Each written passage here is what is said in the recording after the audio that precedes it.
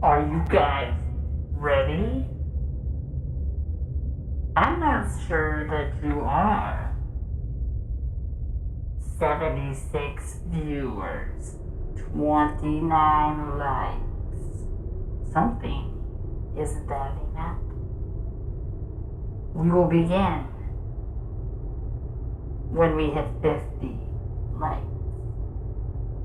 Otherwise, enjoy the sound of this robotic voice.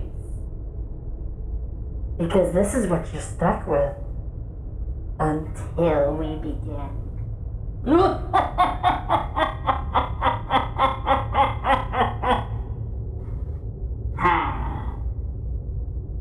14 likes to go.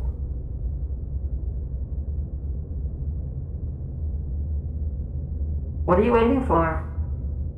Hit that like button. You know you want to. Come on. We can do it. Let's go. 39. Let's get that countdown going. 11 more to go. Let's go. 42. Can we get to 44? Oh my gosh.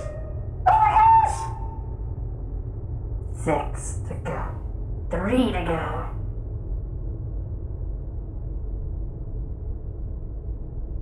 Come on. You know you wanna. Hit that like button. Let's do it. Let's do it.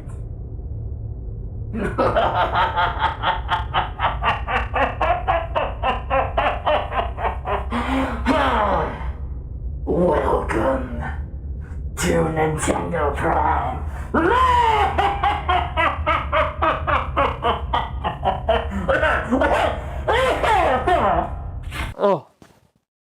Oh.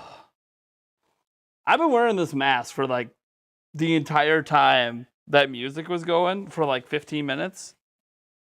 I'm nuts like that. How's it going, everyone? Welcome to Nintendo Prime Live. I hope you guys are having an awesome day. It is Monday. It is the final full week of August. Not the final week of August. You could argue 30th and 31st is next week. But it is the last week before school begins.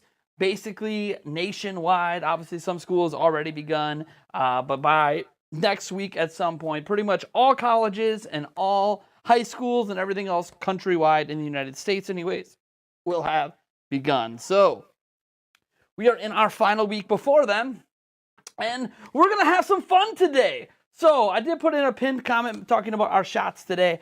There'll be nothing cheap today. There'll be no beer. There'll be no wine. There'll be no little piddly stuff for Super Chats today.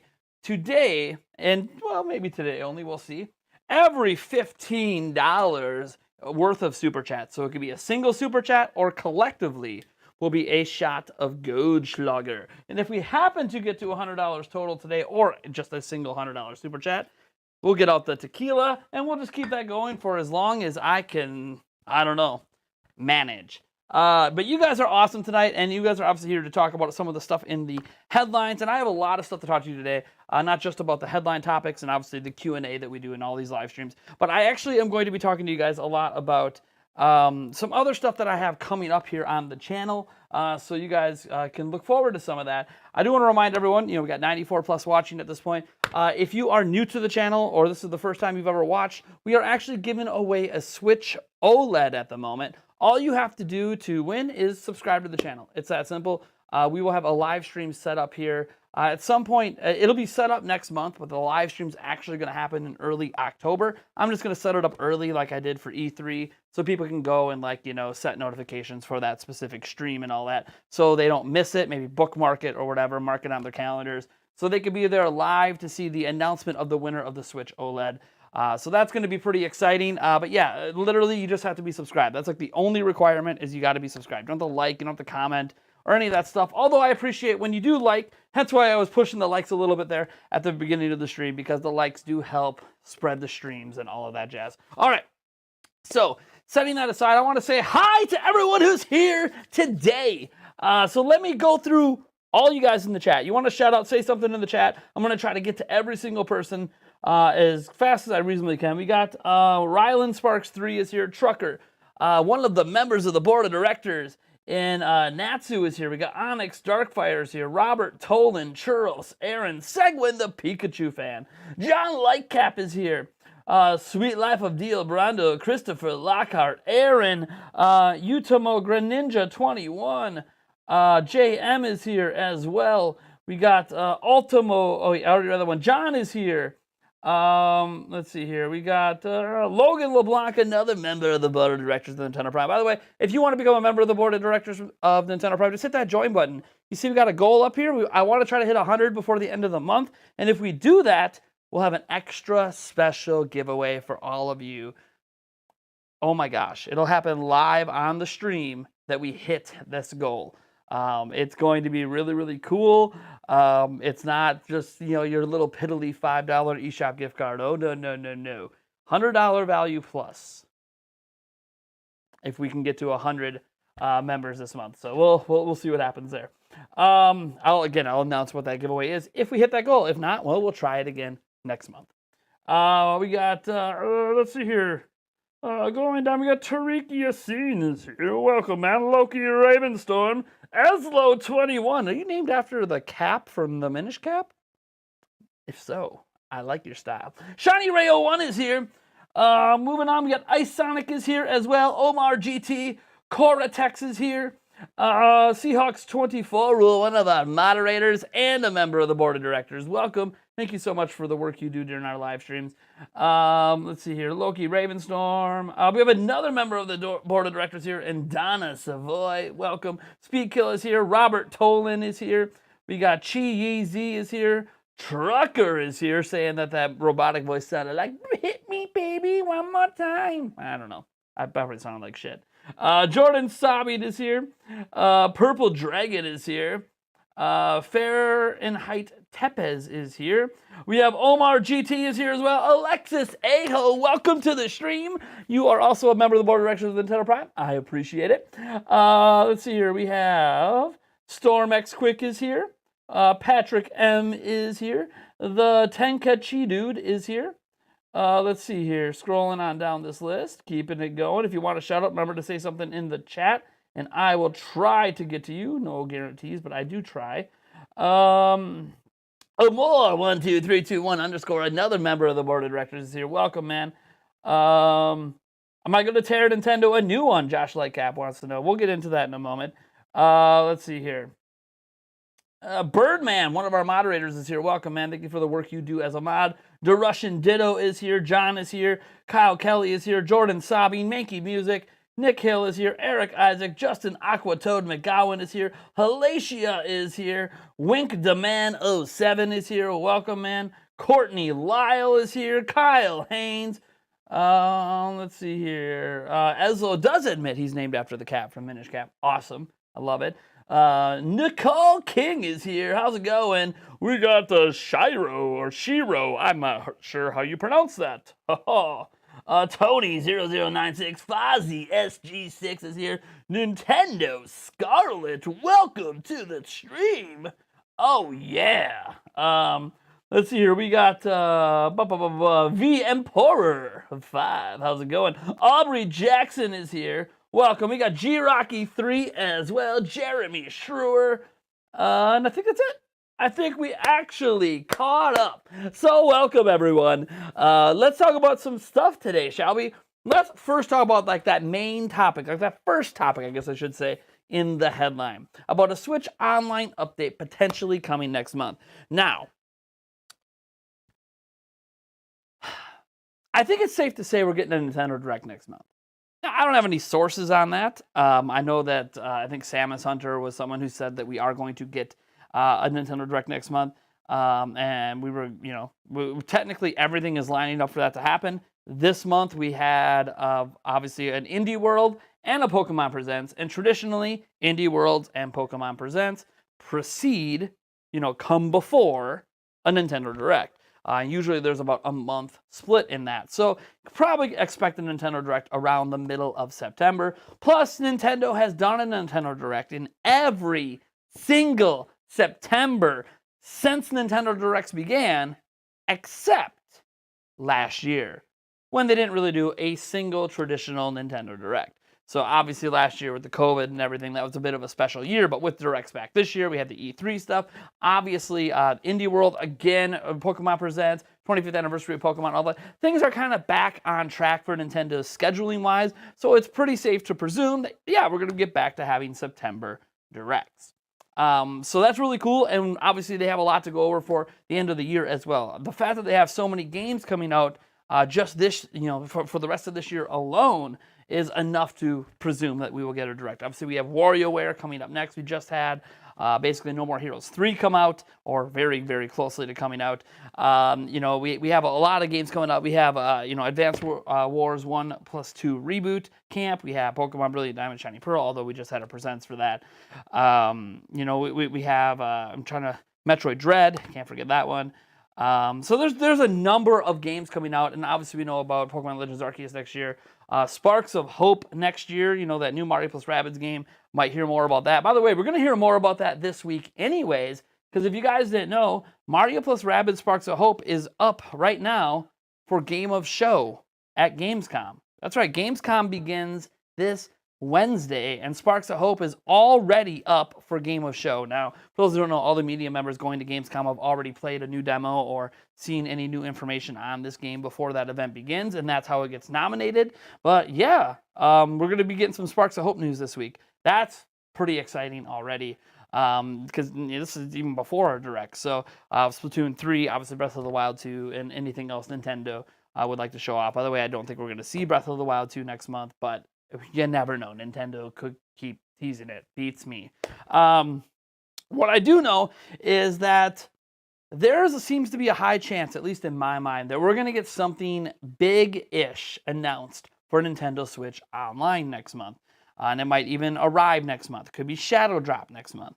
That's because if you look at the last 2 September Nintendo Directs they have done, well, the first one back in 2018, we got Nintendo Switch NES app announced, right? And the whole Nintendo Switch Online in general coming out. In 2019, in September, they announced the SNES joining it. Now, last year with COVID and everything, obviously we weren't really expecting a September Direct, although we did get a little bit of a Mario celebration. But having another one this year, what's going to be that next thing they do to the Nintendo Switch Online? Is it going to be the Nintendo 64? Is it going to be Game Boy or Game Boy Advance? Is it going to be something that we don't even see coming? Are we going to get local voice chat? Are they going to abandon the phone app and just give us localized voice chat like other games like Fortnite have on the Switch? Are we going to get a messaging system on the Switch? Are we going to get user ratings? That thing we used to have on Wii U? Are we going to get that back? Again, there's a lot of possibilities here, and I'm not really sure what direction Nintendo's going to go. But history tells us there will be a Direct next month, and recent September Direct history tells us something will be announced for Nintendo Switch Online. Now, Nintendo likes to see their subscriber numbers go up and up and up and up, and they tout this during every single investor meeting that they keep gaining Nintendo Switch Online subscribers. So they're going to want to make them happy. Maybe it's just a new accessories that you can only buy if you're a Nintendo Switch Online member, right? They sold those NES controllers and SNES controllers you could slide onto your Switch. Maybe it's something like that. Plus, they have Switch OLED coming up, and it's possible they want to announce something that's around the Switch OLED. Think themes. They have done themes on prior systems. Now might be a great time to announce they're going to have themes, and it's going to launch the same day as Switch OLED. There's a lot of things they could be throwing out there. The question is what? Obviously, games, and games. But Switch Online seems to always get something, at least in recent September Direct history. So what do you guys think? That's the real question. What do you all think out there? Because I know what I think. I think something's happening, but I'm not really sure what. I know what I'm rooting for. I want to see Game Boy added to that bad boy. Oh, baby. You know how many of those Game Boy games from my childhood would be awesome to play again? Now I won't have to pay any more than I already pay. Plus, I feel like that would fit best within that $20 Switch Online, price for a year. But what do you guys think? Let's head to the chat and find out. Thank you so much for subscribing, by the way, KJ Hellstorm. And by the way, that gained you an entry into our Switch OLED giveaway. So thank you for that. Again, you just have to be subscribed to enter. That's it. Nothing special. Nothing crazy. Just be subscribed. Game Boy Advance, as Tariq Yassine. I think that Game Boy is more likely than N64. Yeah, I think if N64 gets added, there is a chance they like raise the price by $5 to Switch Online. Or maybe they don't. I have no idea. Nintendo does seem to highly value the N64 library, the GameCube library, the Wii library, without actually giving us the ability to pay for them. Hello, no virtual console. Hello, no ports. You know, we got a couple things, right, that we can play on the system. You know, we can play Mario 64 if you buy 3D All-Stars. But in general, we don't really have the ability to play most of the N64 games. So it's a little weird. We'll see what happens. Let's see here. A lot of people agree with me with Game Boy. Game Boy would be nice to get. They need to fix the interface before adding even more stuff, says Josh Lightcap. So what do we mean by fixing the interface? Now, if we're talking about the eShop, yes, that needs a complete overhaul. And that could be exactly what gets announced, that they're overhauling the entire eShop. That would be a beautiful thing. But if you're talking about the general UI of the Switch, I don't really think that needs an overhaul. I think we need folders, absolutely, something like that. But they already let us organize games a little bit. When you go to the Switch Online icon on the bottom, it's not that bad. The organization of the actual NES and SNES apps aren't that bad. I think in general, the actual UI of Switch is fine. I think the eShop needs work, but we just did a video on that today, so you guys already should know my thoughts on that. If you haven't, go watch that video. Did literally like a 13-minute video talking about it. But you know, it is what it is. Nintendo's dumb. Let's just say this. Like, they're dumb when it comes to their eShop, and I don't know why, because they're just costing themselves money. It's like they would sell more games on the eShop if they had an actual system that would suggest content to people who are looking to find said content, right? Like, there should be a better... I don't understand how Netflix has a better organization method and a better suggested content method than the eShop, than the PlayStation Network, than the Xbox and Microsoft Store. Even better than Steam, to be honest. Steam is a cluster F as well, but they just happen to have user ratings, and you can kind of sort things by user ratings and end up finding something at least. User ratings does, you know, kind of like a Band-Aid to not actually fixing the problem, but giving you a temporary solution. I don't know why Netflix is just so much better and how people haven't looked at that UI and just said, let's do that. A featured area, a suggested content area, you know, and then, you know, hey, list games by genres that you recently played, and then have like one list that's like, you know, recently released games, and then another list that's... I just don't get how Switch eShop doesn't do any of that. But what are you going to do? Nintendo isn't going to change it, I don't think. Maybe they will. Maybe that is what we're going to get announced next month, and it'll be a big Switch eShop update. I just don't know if I believe that. I don't know. What do you guys think? We got 107 people going. Can we get to 100 likes? I know we can. I know we can. Don't make me pull out don't make me call the police. Hey! What are you doing? Like the stream! No! I hope that freaks some people out. Oh no, the cops are here! Alright. Let's see here. The most I can see Nintendo do for Breath of the Wild 2 next month is a name reveal. Okay. There's a few things Nintendo's could do better, like leaving games that need always online servers online and not just take them off after a year or less. So I'm not exactly sure, Bama Hut, which games you're speaking of. But I presume if they take down the online servers after a year, it's because the player base for those games are extremely low. Got to remember that a lot of these companies, not just Nintendo, but any other company that has online games, if the games have like less than 100 people playing them, they're not going to keep the servers up. It costs too much money to keep the servers up. So it's a weird thing. Your voice was muffled on that. It was supposed to be muffled on that. So on the police thing, what it does when I hit the police button is it makes it sound like it's an intercom, like a police officer yelling over his intercom coming from a cop car. And if you've never heard that in real life, it's really, really muffled. Like, really muffled. It's not very good. So it's mimicking a real life situation where a police officer is yelling over a thing. Taker 610.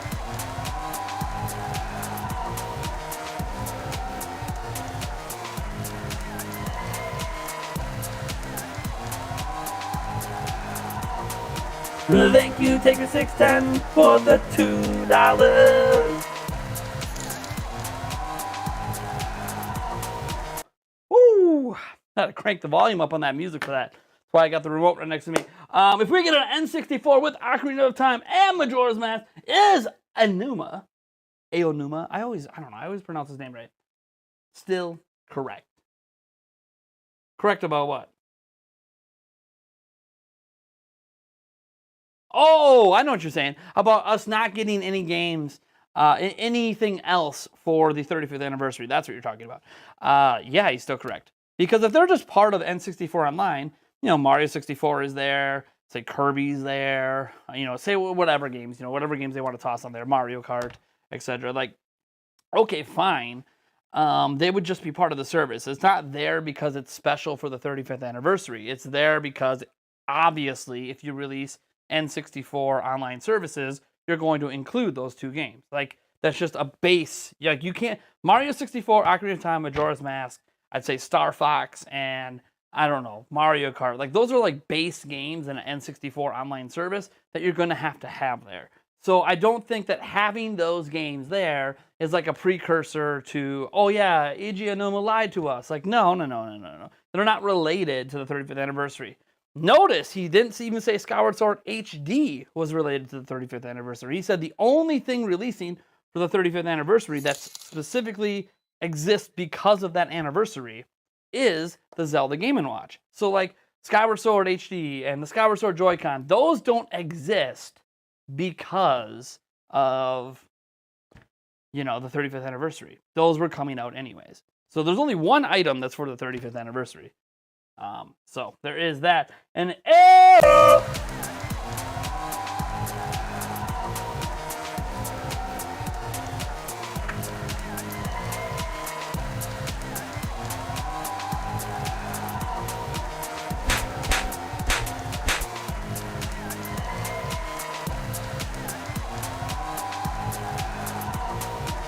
thank you, Triple A. One for the $1.99. All right, thank you, man. He says, do you think Metroid Prime Trilogy is a thing? Absolutely. Metroid Prime Trilogy is a thing. Metroid Prime Trilogy HD, in my opinion, absolutely 100% exists and already is complete. And they're waiting to talk about Metroid Prime 4 until they, to release the Metroid Prime Trilogy. They don't think it would be a good look for them to release the Prime Trilogy HD without having any news on Metroid Prime 4. So, they're waiting. And to be honest, it makes a lot of sense. It would, oh yeah, just release it. Yeah, but if you release it and Metroid Prime 4 has no new news and we don't hear about Metroid Prime 4 for another 2-3 years, that's not a very good look. So yeah, they're going to wait until they have Metroid Prime 4 to show off and at least give a release year. Then we'll hear about the Metroid Prime Trilogy HD that's going to come likely before it.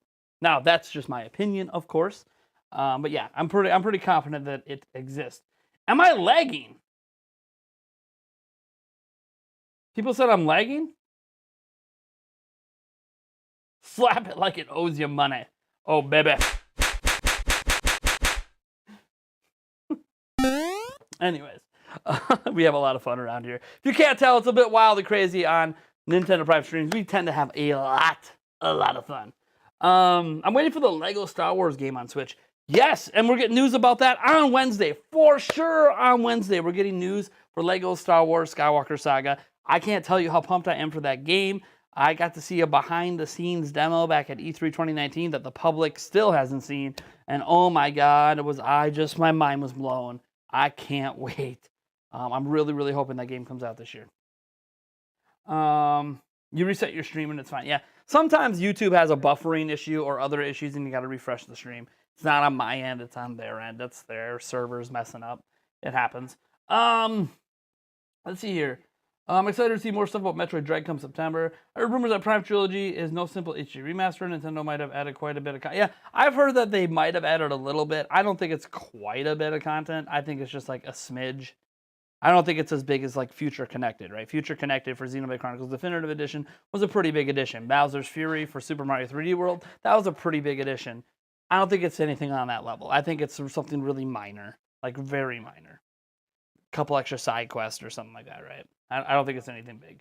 Or maybe you could play the game seamlessly one into another, right? Like that would be really, really cool. So it's like one giant game instead of 3 separate games. But still. And then they have some whatever gameplay is associated that resets your character, since your character is reset like every Prime game. Let's see here. I would like to see Sims 5 on the Switch. That would be really cool. Do you think Skywalker Saga will run well on Switch? Some of the other games don't look super hot on Switch, at least. So I think it'll be okay frame rate rise. I think it's going to hit 30 FPS and stay at 30 FPS most of the time. The question is, what resolution will it run at to get to 30 FPS? I mean, like pretty much every other third-party port, expecting native res 720 on handheld, 1080p docked is probably not going to happen. I would say it's probably going to run at 420, at minimum in handheld, and 540 minimum docked, which again, if you have a really big TV, that is pretty blurry. So it's probably best going to be experienced in handheld. Now, I've played some Lego games on Switch, and they were fine. I didn't think they were bad, but I haven't really played them on my TV. I played them mostly in handheld. So we'll see. This game's had a lot of development time. It's got some of the longest development period of any Lego game before. So we'll see. And now it's going to look absolutely phenomenal on PlayStation 5, PC, Xbox Series, etc. Like it's going to look great on those platforms, obviously. But on Switch, we kind of know what we're going to get, right? It's going to be 30 FPS. It's going to be sub HD resolution. And it's just going to be a passable experience. And if Switch is your primary platform, it's probably good enough to play the game. If you have other platforms and you primarily play at home, maybe you should get the game for those platforms instead. But that's kind of the story with every third-party game that comes to Switch. So it kind of is what it is at this point until we get more powerful hardware, which we will someday. I don't know if it'll be a next-generation system or what, but we're going to get more powerful hardware from Nintendo someday. We're not just going to have Switch for the rest of our lives, right? This isn't it. This and the Switch OLED, that's not like all we're getting from Nintendo ever again. We're going to get more powerful hardware someday. So, let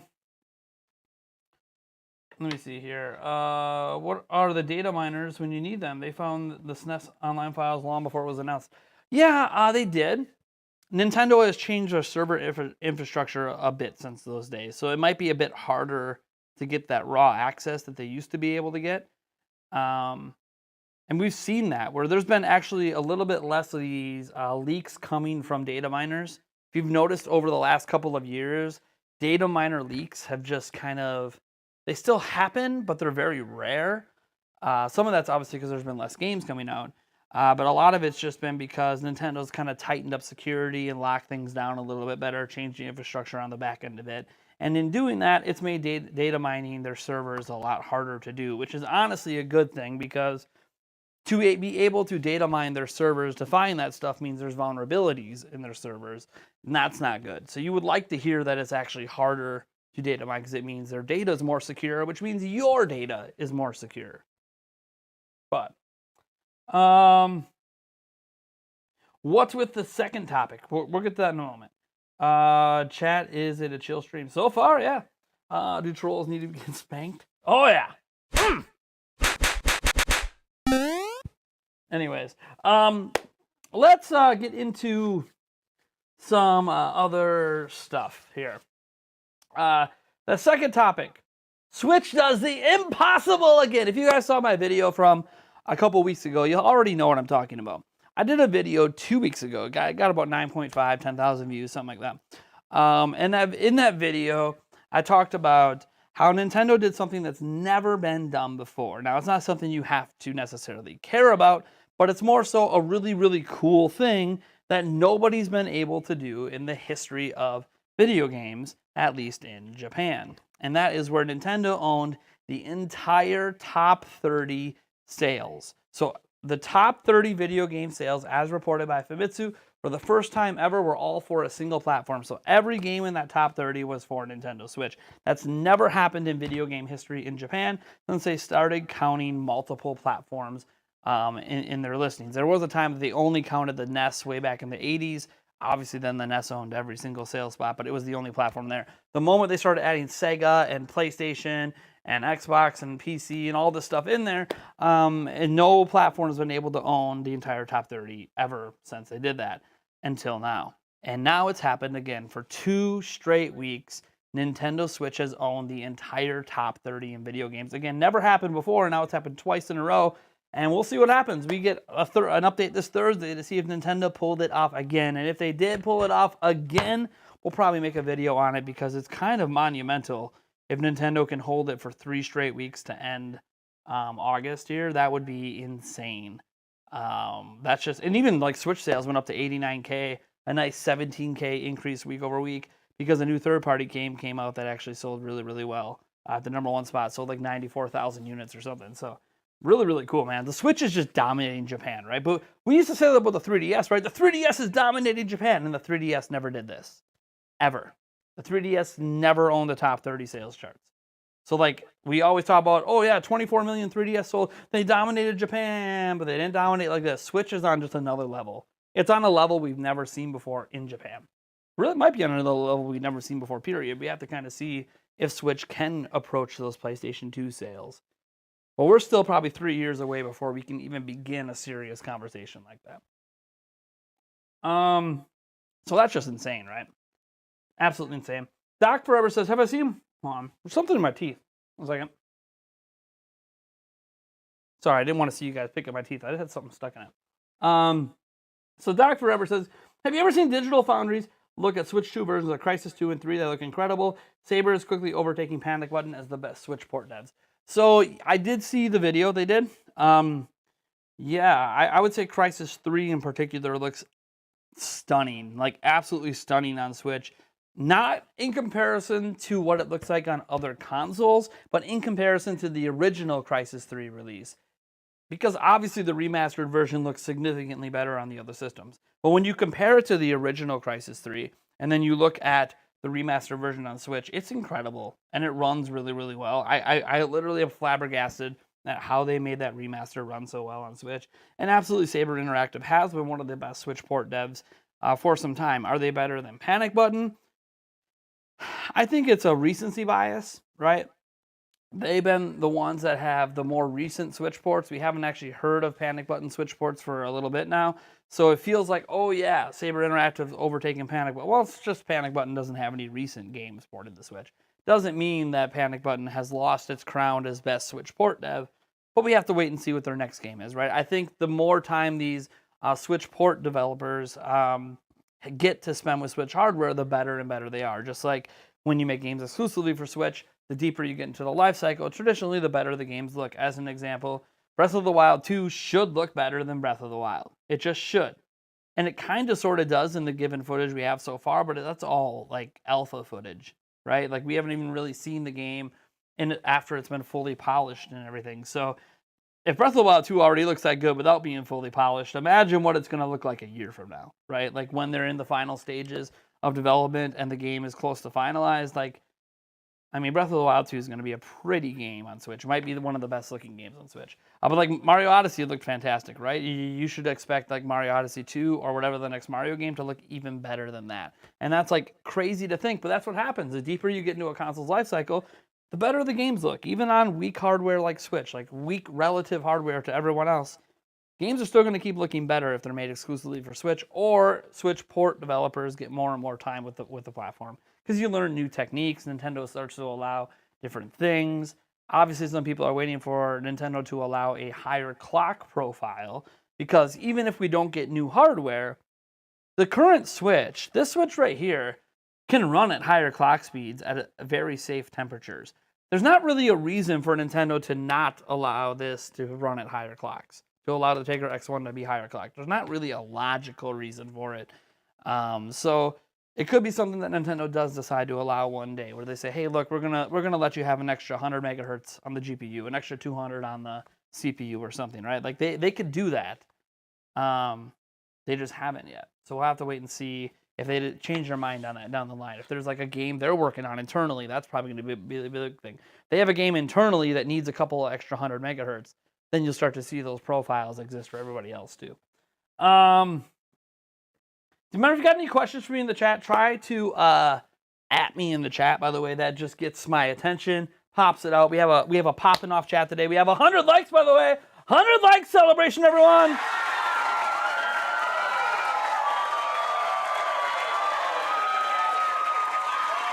Yes. Yes. We did it. We crossed 100 likes. Awesome. 100 plus concurrent, 100 likes. I love it, folks. Thank you, everyone. Bam. Oh, jeez. I'm probably going to lose likes for doing the dab. Eric, are you watching? Did you like the stream? I'm so sorry, man. He hates the dab. Let's see here. 101, 106. Let me see. Did you play the Back 4 Blood beta? No. I didn't get into it. I tried. I didn't get into it. I'm kind of upset I didn't get into it. So now I'm patiently waiting for reviews to decide if I'm going to get Back 4 Blood. I'm really tentatively excited for Back 4 Blood. So we'll have to see what happens. I can't wait. Let's see here. They probably limited performance to reasonable for power usage. Well, part of it is obviously for battery life, right? But adding a couple extra 100 megahertz, as we've seen with people who have overclocked their Switch, running it closer to base clocks, because this Tegra X1 is actually underclocked in Switch, has shown that it really only affects battery life by like 20 minutes. So it's not like a huge sacrifice to get extra performance. But that's not, we'll have to see what happens. Again, we don't know, what's going to happen down the line. And obviously, people who bought Switches like in 2017, they might not get such great battery life right now because it is just a lithium-ion battery. And those obviously degrade over time, just like they do on our phones, and don't hold charges as well. And there's a lot to consider when it comes to batteries and all that. Natsu said you love the beta. Nice. A lot of people were liking that beta. I have high hopes that it's going to be the Left 4 Dead 3 kick that I've been waiting for. So I'm pretty excited for that one. I wish it was coming to Switch, but either way, I'm super stoked on that. I'll probably play it on PC. Oh, I can't wait. It's going to be a lot of fun. Man, I haven't played an FPS on PC in a while. It's going to be a lot of fun. I do like mouse and keyboard for FPS. Or even third-person perspectives. I like it for that, too, the over-the-shoulder. Imagine if we get totally revamped Nintendo Switch Online with a web browser and a USB or Bluetooth webcam for native video chat. So they're not going to go the webcam route. They're just not. They're not going to put a camera on the Switch. It's just, they're not going to do it. But could they add a web browser? I think at 5 years in, they've conceded they're never going to give us a public web browser. Yes, there are tricks that still work on your Switch today to access the web browser that actually is built into the operating system, having to do with social media logins and all that. So you can actually trick the Switch and get into the internet web browser. It's not a very good experience, so it's not really worth doing it. But yeah, I don't think we're ever going to get a public-facing web browser, at least not this generation. Maybe next gen, whatever Nintendo does next, maybe. Personally, I don't really care to have a web browser. I think it's more useful maybe for kids.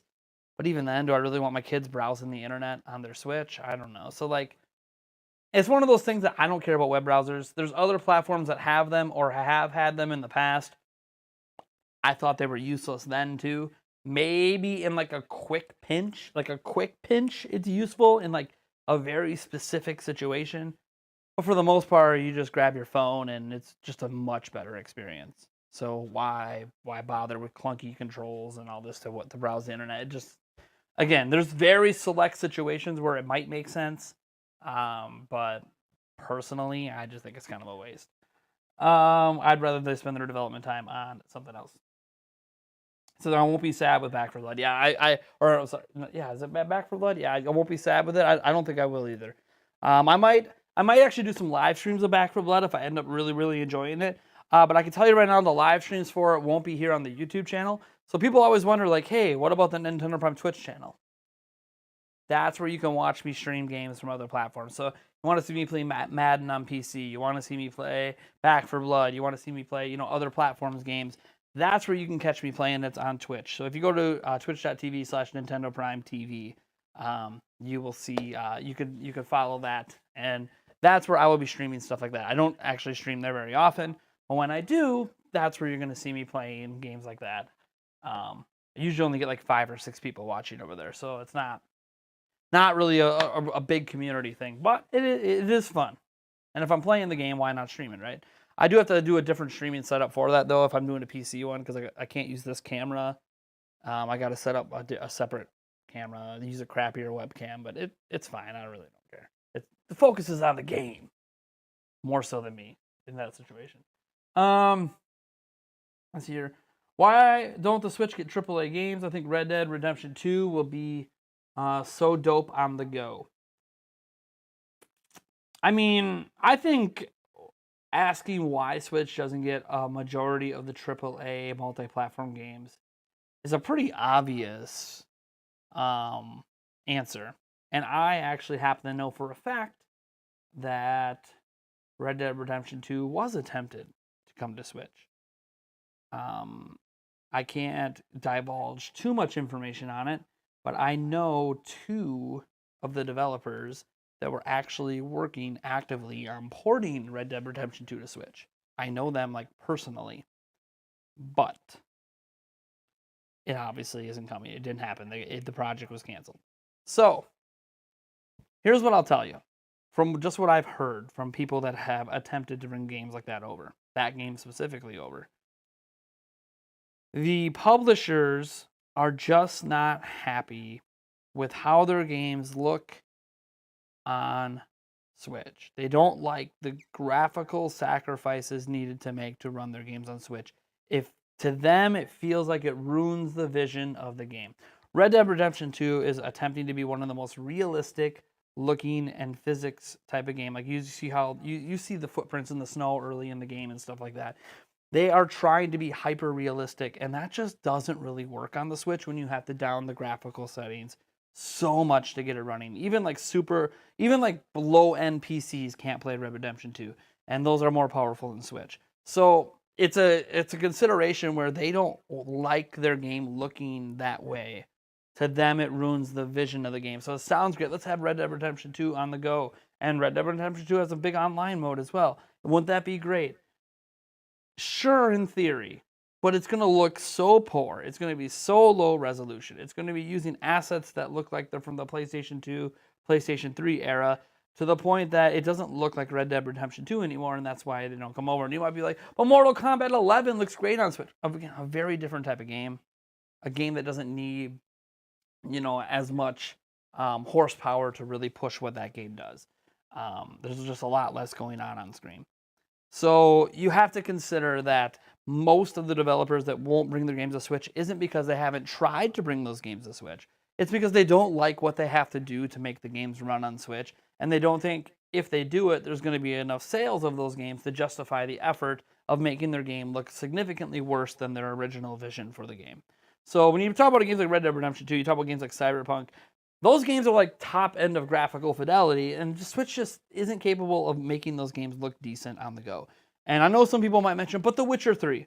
Yeah, and The Witcher 3 looks kind of rough on Switch. Is it playable? Yes. Is it enjoyable? Absolutely. When they added the extra settings so we can mess with sharpening and all that, sure, it looks even better.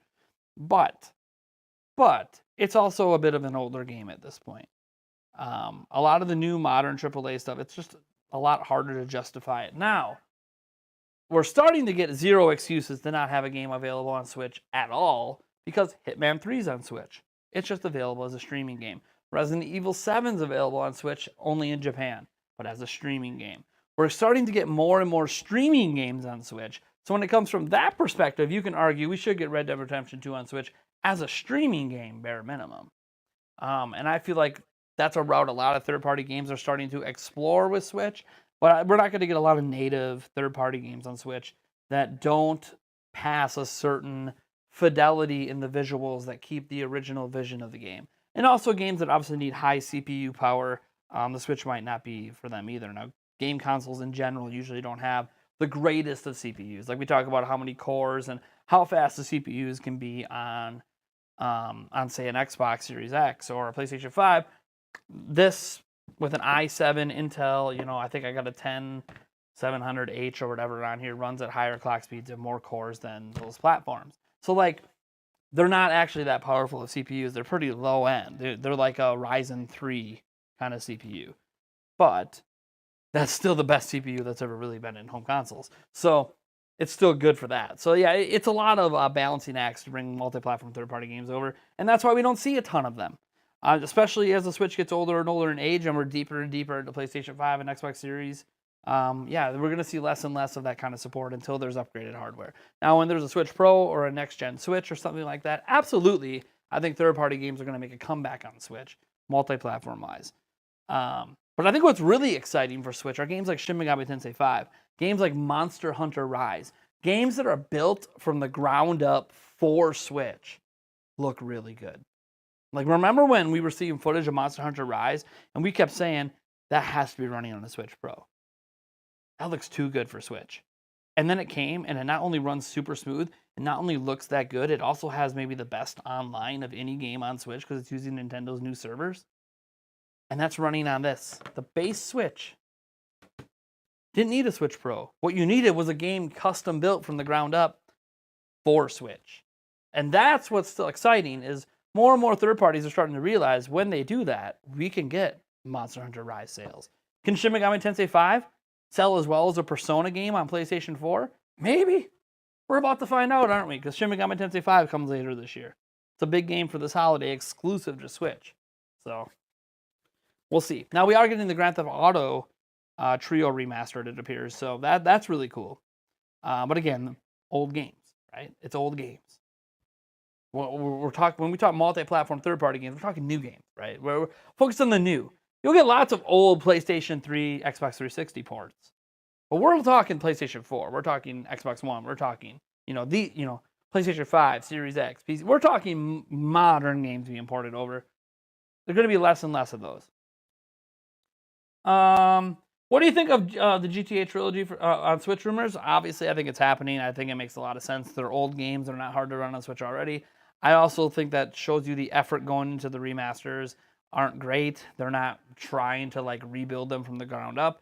They're remasters. They're not remakes. So they're just going to take a bunch of mods that people have been doing and just make them part of the game. That's it. I think that's pretty much what they're going to do. They're just going to take the best user mods out there and just bake them into the game. And that's what you're going to get for a remaster. And that's fine. There's some really great mods out there. I'm just saying that it's not going to be... they're not rebuilding the game to make it modern. They're just making it look better and repackaging it to make more money. It's just a money grab. But hey, for Switch, it's kind of cool because we don't have any Grand Theft Auto games. So getting 3 of them, that's pretty cool. It's better to have them than not to, right? I personally don't care. I'm not going to be playing them. But I know there's a lot of people that are into GTA. It's one of the biggest IPs in the world. So almost up there with Pokemon. Maybe not overall as a brand, but from the video game perspective, it outsells Pokemon. So, you think they'll ever add Bluetooth? Jellyfish says, do you think they'll ever have Bluetooth support for headphones? Yes. Maybe. They added the ability for it to... So before, there wasn't even an ability in the OS to do it. Then they added an update earlier this year that added the ability for Bluetooth headsets to connect. It's just not turned on. And people have turned it on and used it with modded switches. So it is there now. The capability exists. It's just not turned on. I think there's still some fine tuning with it. It could be something that they don't turn on until more Switch OLEDs sell, because it's possible the Switch OLED's using a better Bluetooth antenna. Because right now, obviously, all these Joy-Cons connect through Bluetooth. And they probably want to make it so you can connect a headset to the Switch, but still have 8 Bluetooth controllers connected. Right now, when people are doing it with modded switches, they're unable to get 8 of these connected with headphones connected. So I think they're possibly waiting for Switch OLED to probably hit 10, 20, 30 million in sales. And then they'll maybe enable it, assuming the Switch OLED actually has a stronger Bluetooth antenna that can have more than 8 devices connected to it. So we'll have to wait and see. But they didn't add the ability for it to be done for no reason. I don't think that update was added to the firmware to never use it. So I do think it will be something they will enable in the future.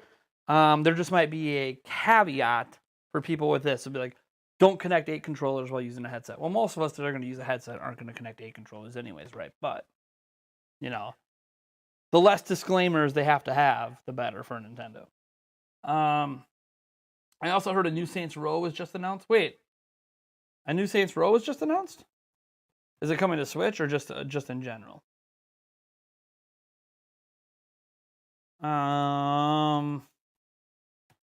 I didn't. Let me see. A new Saints Row is getting revealed this week. Is supposedly the rumors. Nothing's been announced yet, from what I can see. So I have not seen anything announced yet. But there's supposed to be one announced this week, which we have Gamescom this week, so that's probably one of the big announcements at Gamescom, I assume. Now, if it has been announced already, let me know. I don't see it anywhere. I literally went to the Saints Row official website and didn't see anything announced. Natsu said you had mentioned that you and Eric were going to package up all the E3 prizes a couple weeks back or so. Just wondering how that went. It's free, so I don't care when it arrives. Just curious. Yeah, so half the stuff has been packaged up. We still have a little bit more to go.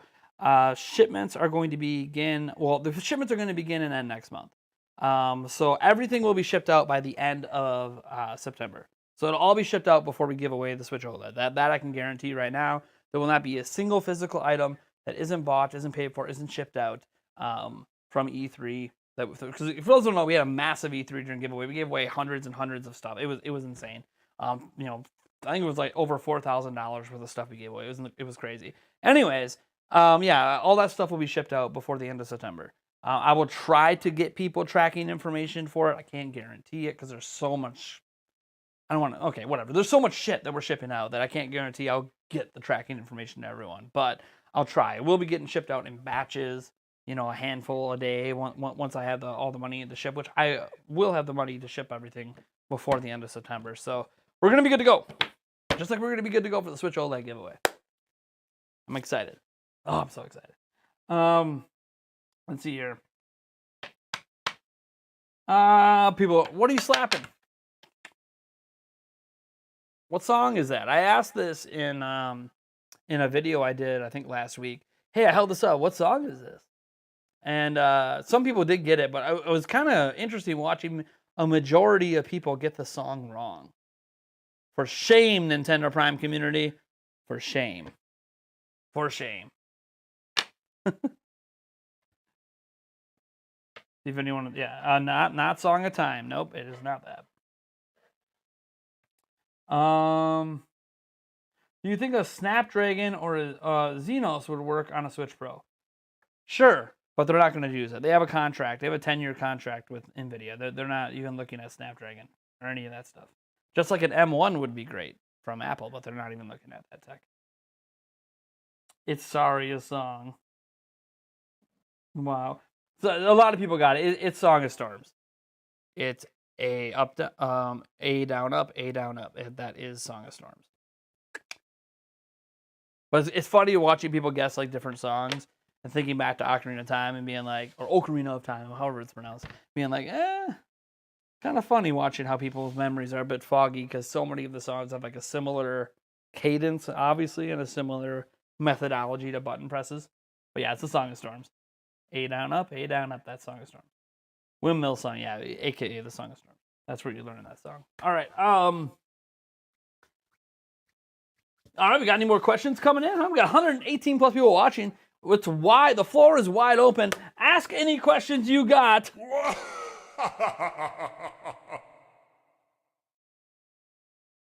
What was that? Hello? Someone at the door? What are you doing?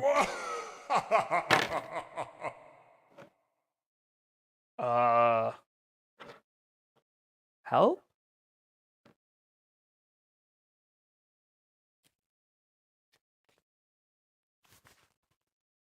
I need to protect myself. After all, we got COVID going around. What's going on here? What's going on?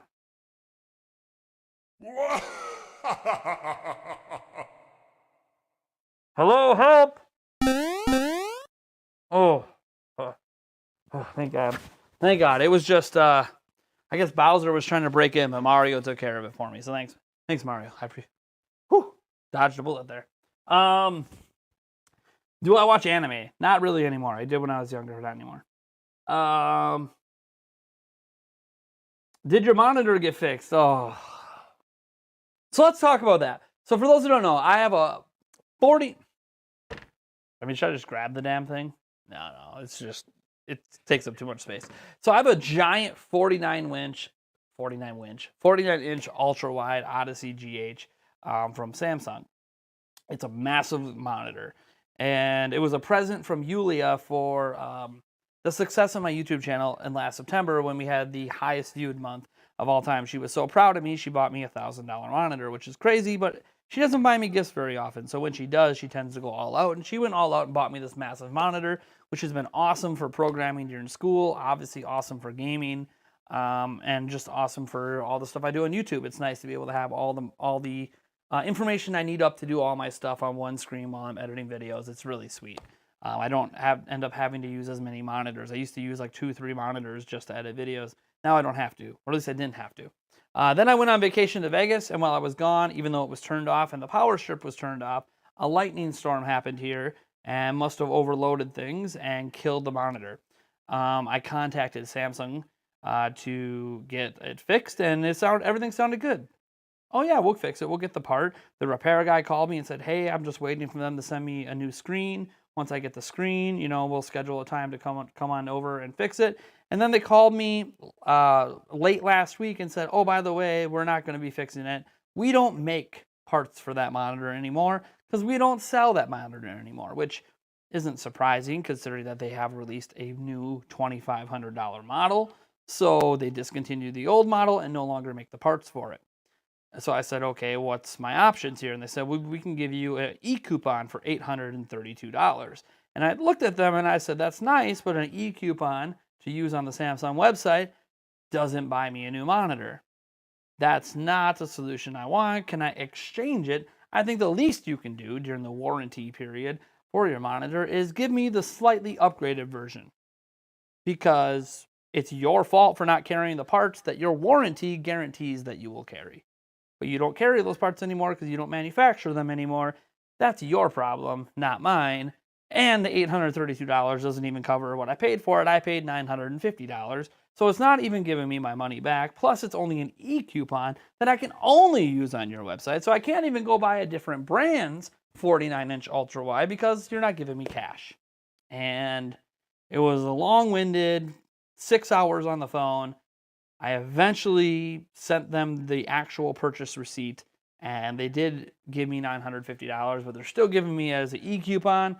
So right now, I do not currently have a working monitor like that. I am using my backup monitor, which isn't very good. It's usually the monitor I use to set right here so I can have the live chat there. Or if I want to show you guys something off the computer, I can show it to you right here. Without having that monitor here, I can't do that anymore. And yeah, so it's just kind of a bummer. It lowers the quality of my streams because, we could watch things together. I could show you things. People could be like, oh yeah, let me show you this news bit. And I could flip to, I think it's this one, right? I can flip to this one and show you guys things, but I can't right now, right? I can't use this right now. So that sucks, and I want to get a new one. The problem is the next one that I can get costs $1,500, and then obviously they have a $2,500 one. I don't exactly just have that kind of spare coin laying around at the moment. Now, yeah, you get to take off $950 with the e-coupon, but it's either $650 or $1,550 plus taxes, plus shipping. Because for some reason they still won't ship it for free, even though you're spending thousands on their products. So it's a bit of a conundrum. I'm not really happy. They're not fixing it. They're not replacing it. They're not exchanging it. They're giving me money back for something I can no longer buy without the ability to have the money to get the better version of it. And I'm afraid that if I just get the $1,500 version, that they'll discontinue that because it's not the latest one, right? So I feel almost like I'm forced to have to spend another $1,500 or more, probably more like $1,700 when it's all said and done, maybe $1,800, to get the Ucka Bucka Fucka model because that one just came out on August 9th and should be supported at least for a year. Should be. So I don't really know what to do. So I'm going to have this e-coupon, and I desperately need a new monitor to really do my full setup. Because right now I can't do my setup. Like the setup I did at E3 is impossible right now. I need a new monitor to at least be able to do that, and I can't. So I could settle and get a cheaper monitor, right? Like I could get a cheaper 34, inch ultra wide, and then I could do that. That is possible, right? I could downgrade, but I don't want to downgrade. I want my 49-inch back. I don't want to downgrade. And I shouldn't have to. So now I have to make a decision about how much money I'm going to spend. The e-coupon's only good for like 60 days. So I have 60 days to save up the money to buy a bigger one or a better model. So I just, it's a conundrum. And what sucks about all of this is, I guess I could say this. I'm getting a new computer. Okay. It's like a $2,500 computer. But it's not really $2,500. It is a pre-built computer, but hold on. People are like, oh, you build PC? I do. So I'm being partially sponsored a little bit by CyberPower PC. And so they're sending me a computer. And I was okay with it because, one, I want to upgrade my computer. My computer's having some minor issues. Most of it has to do with the setup I use. There's nothing actually wrong with the computer. But I run a lot of high bandwidth stuff off the USB ports, and there's just not enough PCIe lanes to run all my high bandwidth stuff. It's why I had some issues during E3. So it's not necessarily that there's anything wrong with the computer, but the computer can't handle my setup as it is today. I need a more powerful platform with more PCIe lanes, a faster CPU, et cetera, et cetera, et cetera. So I am getting that. I'm getting a Ryzen 5900X CPU, which does have more lanes and is also using the new PCIe Gen 4. So I get better, faster lanes that can handle all my high bandwidth devices that connect for my streams. And then I also am upgrading, obviously, the GPU, because if you're going to get a new computer like that, you might as well get a new GPU too. So right now I use a 5700 XT. I will be using the next gen version of that, which is the 6700 XT. So it's really cool getting that. There's going to be a custom water loop in it for the CPU. So like, it's cool. And that's arriving, I don't know, like later this week or early next week. And that's great. It's all cool to get an exciting new PC and all that. But I don't have my monitor, and that it kind of puts a damper on all of it, right? Like I don't have the monitor. So I'm really like not as excited as I should be. And like that PC is cool. I'm not looking to gift horse in the mouth. That's awesome. I don't know how happy CyberPower is going to be with me, because I'll make a video like showing off the computer a bit. But then literally after I make that video, I'm going to be doing a live stream where I basically fix that computer. It comes with a 600 watt power supply. Yeah, that's going away. I'm replacing it with a 1,000 watt modular power supply because it's a non-modular power supply in it. Now it's a brand name one. It's EVGA 80 plus gold. That's fine. But I'm going to replace it with a better power supply for the computer that also allows me future upgradability if I decide to ever get a 6800 or 6900 XT, upgrade to a 5950X or something in the future. Just add a little future proofing to it. 600 watts is really pushing it when it comes to components like that. So I'm upgrading it to a 1,000 watt power supply. I'm also upgrading the RAM. It comes with 16 gigabytes at 3200 megahertz. Yeah, Ryzen likes fast speeds, so I'm going to be probably buying a 32 gigabyte kit at 32 gigabyte kit at 4,000 plus speeds. And I'm looking at adding another M.2 Gen 4 1 terabyte drive to it, because I need a lot of storage. It comes with 4 terabytes of storage, or no, 3.5 terabytes of storage. And I'll be throwing some of my old drives, because I have some storage drives in this computer, into that. But yeah, I want to get as much storage as I can, and I want a Gen 4 drive in there to run my operating system.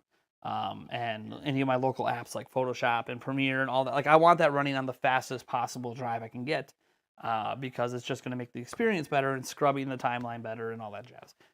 So I'll be adding some upgrades to it. I don't know how happy they're going to be with me that I'm doing that, but that's what I'm doing. But in doing all that, it sucks because now I got to like have this money for a monitor that I wasn't planning to have, and it's whatever. So what I'm planning to do right now, yeah, videos take up a ton of space. Like, let me just tell you, I use usually 3. So the base raw files I get off this camera, there's usually 2 or 3 of them. It kind of depends on how much recording time I have. So every 10 minutes is 10 gigabytes. So say I'm using 3 files off this camera, just this camera, not counting anything else I'm adding in. No, not counting trailer footage, not counting images or anything else, which images are pretty small relative to the videos. But like that means I'm using 30 gigs worth of video in every single video I make. 30 gigs, because I usually have about 30 minutes of footage on here, and I splice together different cuts and different things, different takes and all that. So 30 gigs of raw footage per video. That's a lot of space. It adds up quickly. Like, oh, what's 30 gigs on a terabyte? That adds up quick. You guys know I do like 5 videos a week at least, usually 6 or 7. Like, it adds up quick. And I don't like having, like right now, my drives are full, so I'm throwing away footage. That's not even counting the final rendered version of the video. I'm throwing away footage. And I don't like that, because there's times I want to go back and grab a clip, and here I am digging through YouTube videos to try to find the clip I want to grab, when I should just have it locally on my system, right? Like I should have like a storage server, or 20 terabyte storage drive is what I really want. I want a couple 20 terabyte spinners in there eventually. They're just really expensive, but I want a couple 20 terabyte ones just so I can have that. I can just grab it. Like, I want that clip. I want it now. I just want to go grab it. I don't want to have to dig through YouTube to find it, and then it's a lower quality than what I have locally. So yeah, it's like a first world problem, I guess. So what I am going to do though is after I do my during that live stream, basically, you're going to see, because I'm going to be streaming from my laptop for that stream. I'm going to be hooking up a cam link to this and get this all set up, and I'm going to be streaming with the same camera. It should look mostly the same to you guys. There won't be voice mod for it, and I won't be using my Stream Deck for it. But we'll be live streaming where I take apart the CyberPower PC and my current PC, and you see me do part swaps. And what I want to do is auction off my old PC. My old PC, again, nothing wrong with it. Crosshair V7 motherboard. You can actually upgrade the BIOS on that and put in newer CPUs if you want. It has a Ryzen 2700X in it, 5700 XT. It's got 32 gigabytes of 3200 megahertz, RGB RAM in it. It'll have a 500 gig SATA SSD, but it still has an SSD I'll leave in it. I'll wipe it, everything, and just put a fresh install of Windows on it for you. And what I want to do is kind of auction that off during the stream.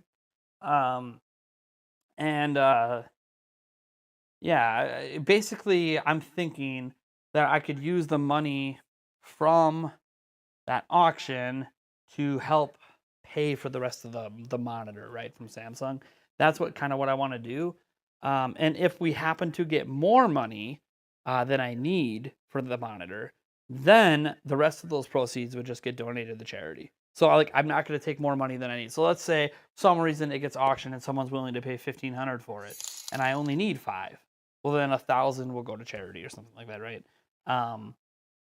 So there's some considerations I'm having for that, as a means to maybe help raise the funds for the monitor, while also being nice to charity and all that. So, and plus someone gets a computer right now that, honestly, with scalper prices, I mean, God, 5700 XTs alone are like $1,000 in scalper prices right now. So you're probably going to get a computer a lot cheaper than you can get it anyways. And it's a really sick gaming rig. Like, you can do 4K on this bad boy at 60 in most games on high settings. You could definitely do 1440 and 1080 at 100 plus FPS, no problem, at ultra settings. So it's a sweet gaming rig. But it just doesn't serve my personal needs as a content creator. I need more. So I'm going to get more. But someone else can have that instead, because I'm not going to need it anymore, right? Well, we'll see. Do you guys think I should even do that? Would anyone even be interested in that computer and bidding on the computer? The bids would probably start, I don't even know. Maybe at 500, that would be like the lowest, where the entry level bid would be 500. So I don't know. You guys can let me know if that's something you're even interested in. I mean, heck, somebody might be able to get it for under $1,000, and then you can auction off parts or like resell parts and actually make money off the damn thing. So I know I could sell it on the secondhand market, but I kind of feel like I'd rather, instead of trying to sell it for scalper prices, I'd rather just give my community a chance to buy it and then support charity for anything that I don't need price wise. So I think it's a good idea. And I'll post the specs ahead. Like the stream would be advertised ahead of time, and I would post what the final specs of the computer are going to be that you can get. Like I'm not gonna yank people's chains around with that. You'll know what the specs are on what you're bidding, and you're gonna see me live working on the computer. So you'll see me with a duster cleaning out the computer and all that, trying to clean it up and make it look as good as I can. And you'll see both computers, my final computer and the one that's being auctioned off, functioning right there on stream. I'll show them booting up and everything, so people know it all works. Maybe even fire up a game. We'll see. It take a little bit to install games sometimes, so we'll see if I fire up a game on it. But I can, when the final purchase comes in, I can obviously confirm that it runs games for them if they want. Right now, I'm playing Madden 22 on it, so like just as an example, I'm literally running games right now. I was just playing it yesterday. And hey!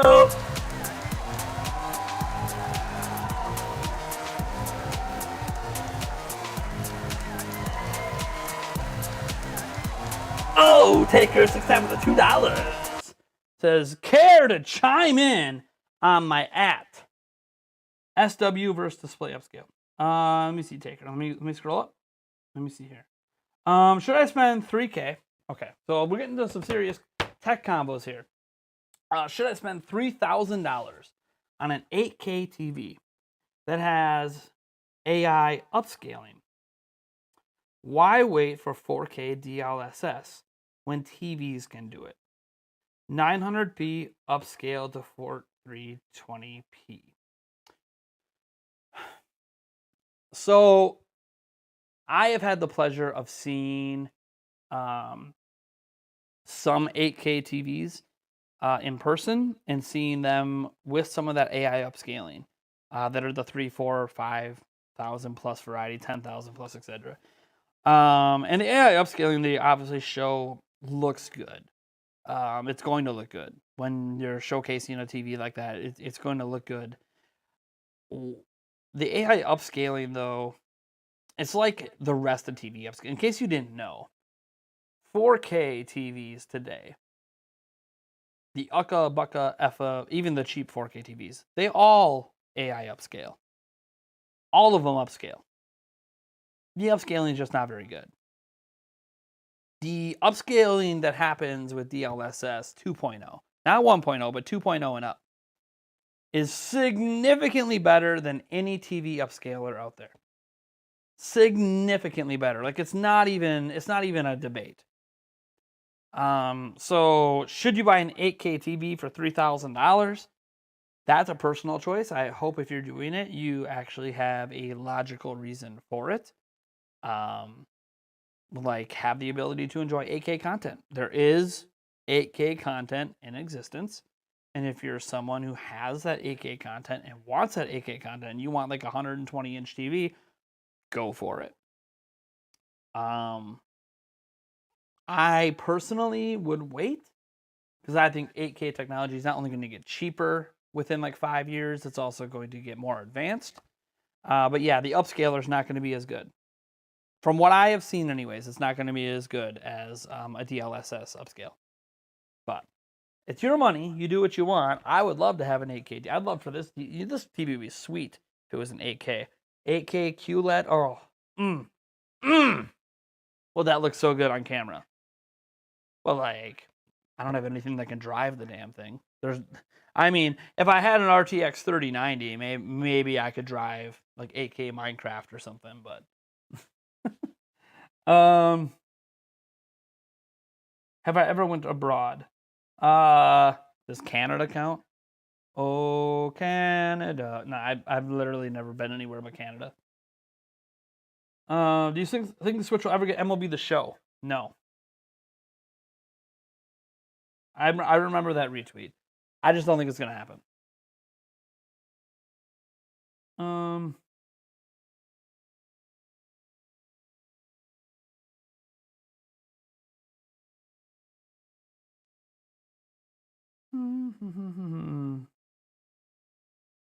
I'm just scrolling down here. I like my current PC, so I'm good there. You have a Ryzen 7, and I won this one on a giveaway. Nice, man. I'm personally interested in a new computer in a moment. You think it's a great idea? Yeah, too rich for my blood, but I'm sure someone wants it. I mean, the thing is, I think if I advertise the stream, there would be some people that would show up interested in bidding on it. And the bottom line is, if nobody does, whatever. What's the harm or foul? The point of the stream is showing me upgrading a new computer and kind of refinagling and building it.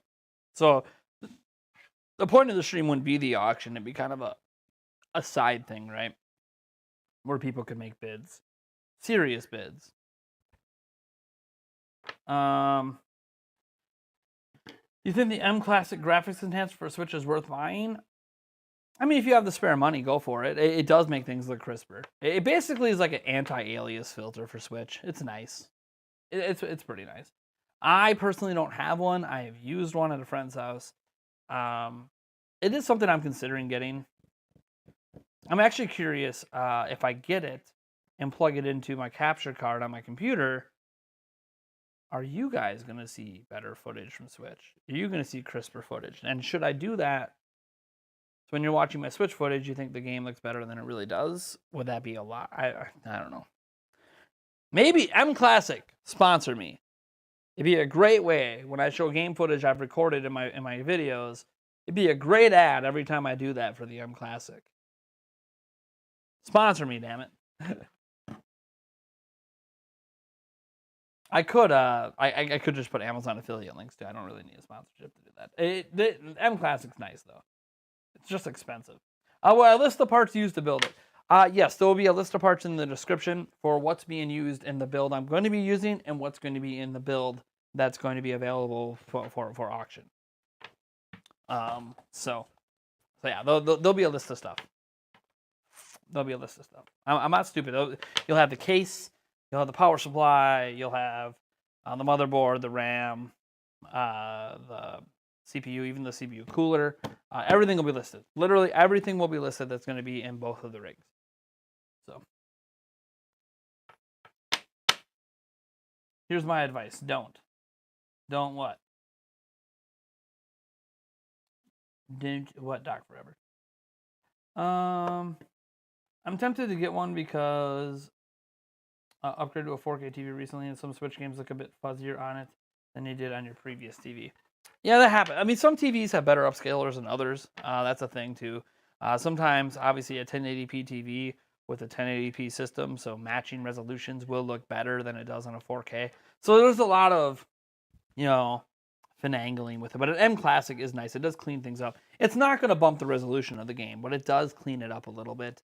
Around the edges, which is nice. It is you will notice an improvement with an M Classic. You will notice it. Just make sure you hook it up correctly, because it does require power. So as long as you hook it up correctly, you'll notice the difference. But it's up to you if it's worth the investment or not. Personally, I mean, I'm not using it, but if I had one, I'd be using it all the time. So I've literally seen it. It's really cool. It even works on other platforms too. I don't know if I'd use it on a PlayStation 5 or an Xbox Series X. Maybe they have a new version of the M Classic for those systems. But like it even helped with PlayStation 3 games. It helped make those look better too. So like it's kind of good for all of these older systems or older technology systems. It works really well.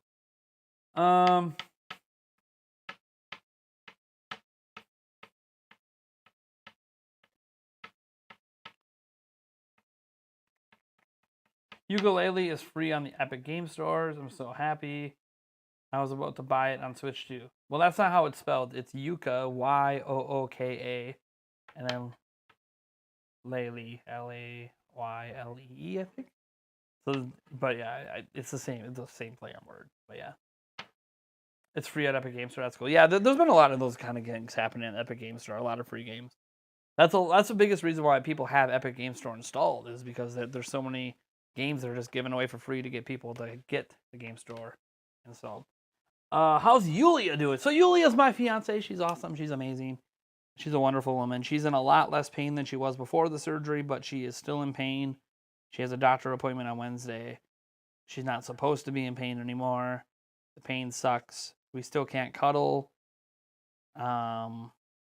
it's a bit of a rough recovery. It's a bit of a rough recovery. Hey, we're at $5.99. I just realized we are $9 away from a shot of Goldschlager. God, I'm surprised I haven't done a shot yet. I thought I was going to get at least one shot in tonight. Maybe I won't. We're going to be streaming for about another 42 minutes. So we'll see if we... Remember, every $15, we do a shot of Goldschlager on the stream in Super Chats.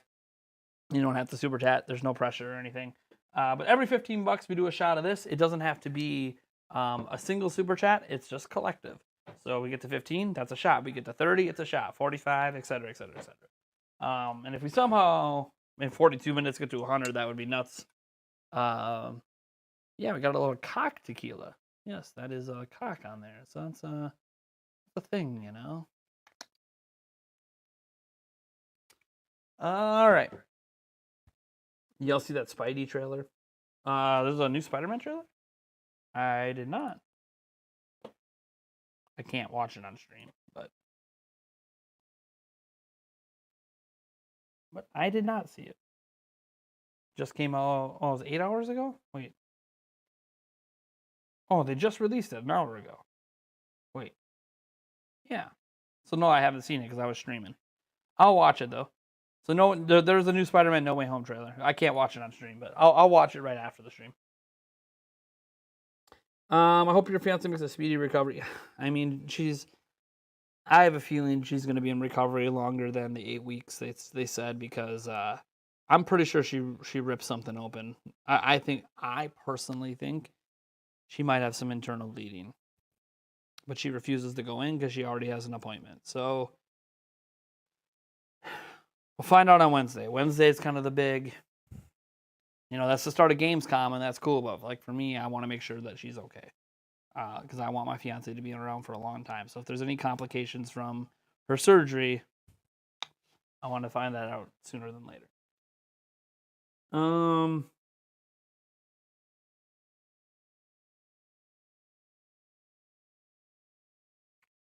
Sorry, I had a bit of bad luck and I'm broke, as in no more member bomb. Sad face. Oh, Loki. Oh, Loki. That's okay. We do have a member goal up here, and if we do happen to hit it in the month of August, I do have a special giveaway for all of you guys. And if it doesn't happen now, okay. If it happens, same thing. Basically, if there's any month that we hit 100 members, the rest of this year, there'll be a special giveaway. And then we'll put up a new member goal. We'll probably do like 150 members, and that'll be like the next, big giveaway. Let's see here.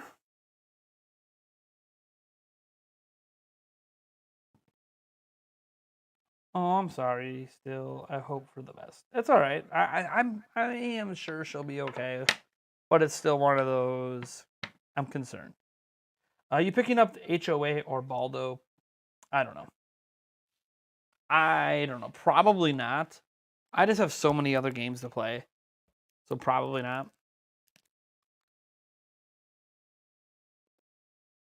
At least not anytime soon. Maybe I'll get them on discount later. What's up, Jeff Rule? Welcome to the stream. Another member of the board of directors, along with Toto Dope. Oh yeah. Oh yeah. You trying out the new Quake port later? Nice. Yeah, I heard that MVG had a lot to do with that port. He's a programmer, so. If I were you, I would also make sure she's okay. So I feel, yeah. I mean, I'm just worried. I'm always gonna worry about when people in my immediate family obviously are going through some stuff. And I mean, again, gallbladder surgery is not a big deal, but also she's having some complications. So she hasn't ripped her outside stitches, but I'm pretty sure there's something that happened a few days ago, and I'm pretty sure that she has some internal bleeding. So I will have to see.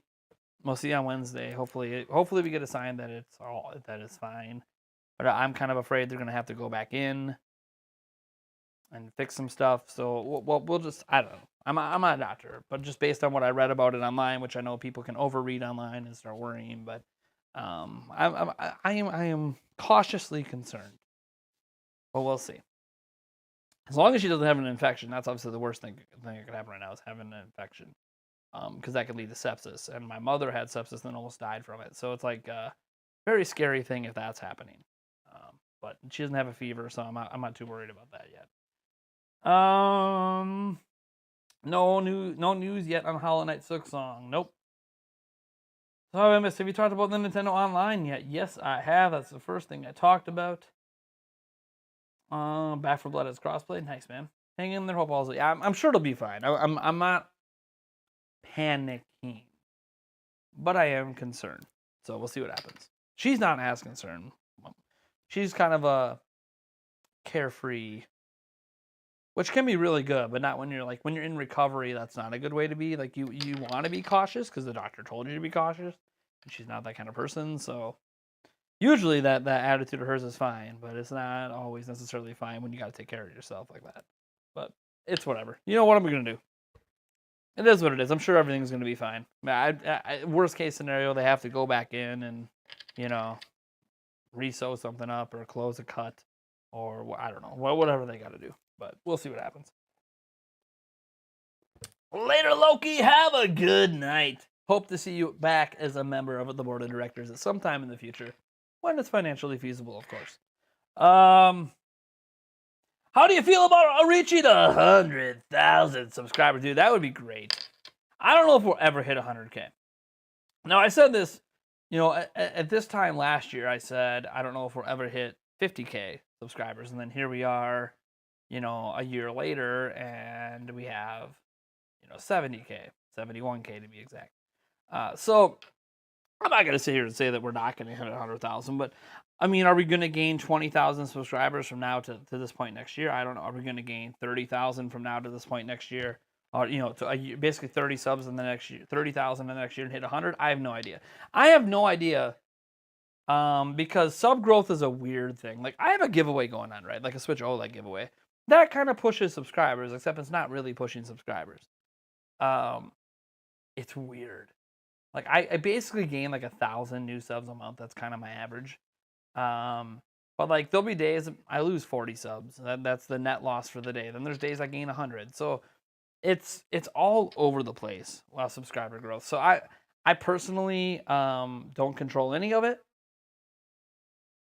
Basically, if I have a number of videos that are performing well, a number of videos performing over 10,000 views, those are usually the video. That's usually when I gain subscribers. It's when I have videos that are performing really well. But when I have my normal viewership of like 2,000 to 5,000 views per video, I don't really gain a lot of subscribers at all. So sub growth is kind of a stagnant thing on YouTube unless you have videos that outperform your standard.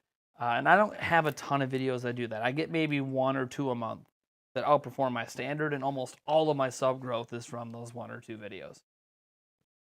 So, no idea if I'll even ever hit 100,000. I hope so. But it is what it is, Natsu says you will hit 100K. I mean, if I'm doing YouTube long enough, probably.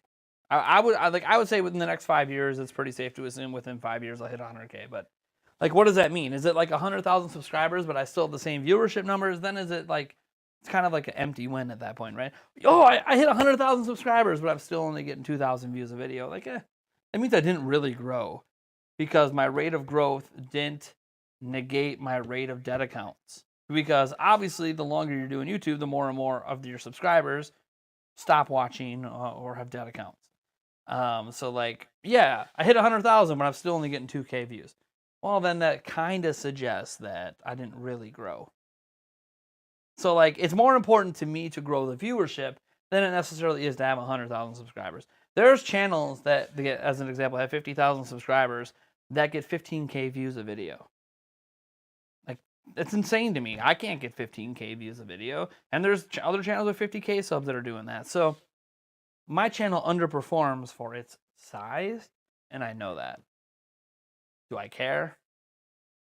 There's a part of me that always cares a little bit, but honestly, this is just kind of something I do on the side and do for fun. So it's one of those, I'm kind of like a happy success. If my channel blows up and gets successful, sweet. If it doesn't, I don't know, I'm just here for fun.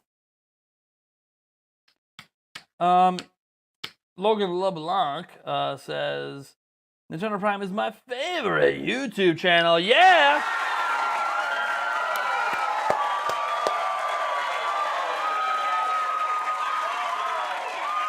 Raise that roof. Oh man, I think just having just favorite YouTube channel. I think we gotta jam out a bit.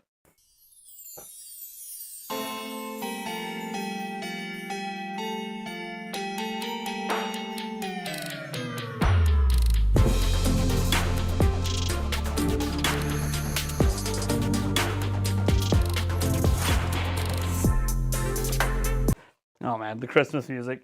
That's gonna be a lot more. That's gonna be a lot more appropriate the closer we get to the holidays. Once we get past Halloween, I gotta get some cool Halloween music on here. It'd be sick. Anyways, Logan Vlog said you're not for the giveaways, but for the fun memories. E3, dude. E3 was crazy. E3 weekend was one of your favorite ever. Thanks to you and Eric. Yeah, dude. That was a lot of work. That was a lot of work. E3 was insane, but it was a lot of fun. Just a lot of work. A lot of work.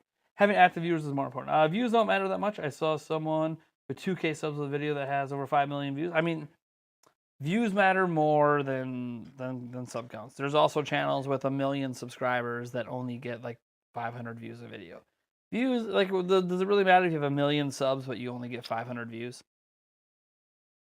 Like, that's not. It's like you're the size of a channel with 100 subscribers. Like, it's yeah. Subscriber, like, let me know. It'd be really awesome, and we're gonna have a massive celebration. Like, if we ever hit 100,000 subscribers, you guys saw the giveaways we did for E3. So just imagine what's gonna happen if we hit 100K. It's gonna be off the chain, right? We're gonna have probably the biggest giveaways we've ever done. It's gonna be insane.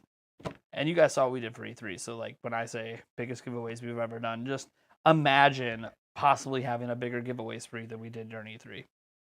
Anyone remember the E3 giveaway spree? Imagine something bigger than that for 100K. But we'll see if that ever happens, right?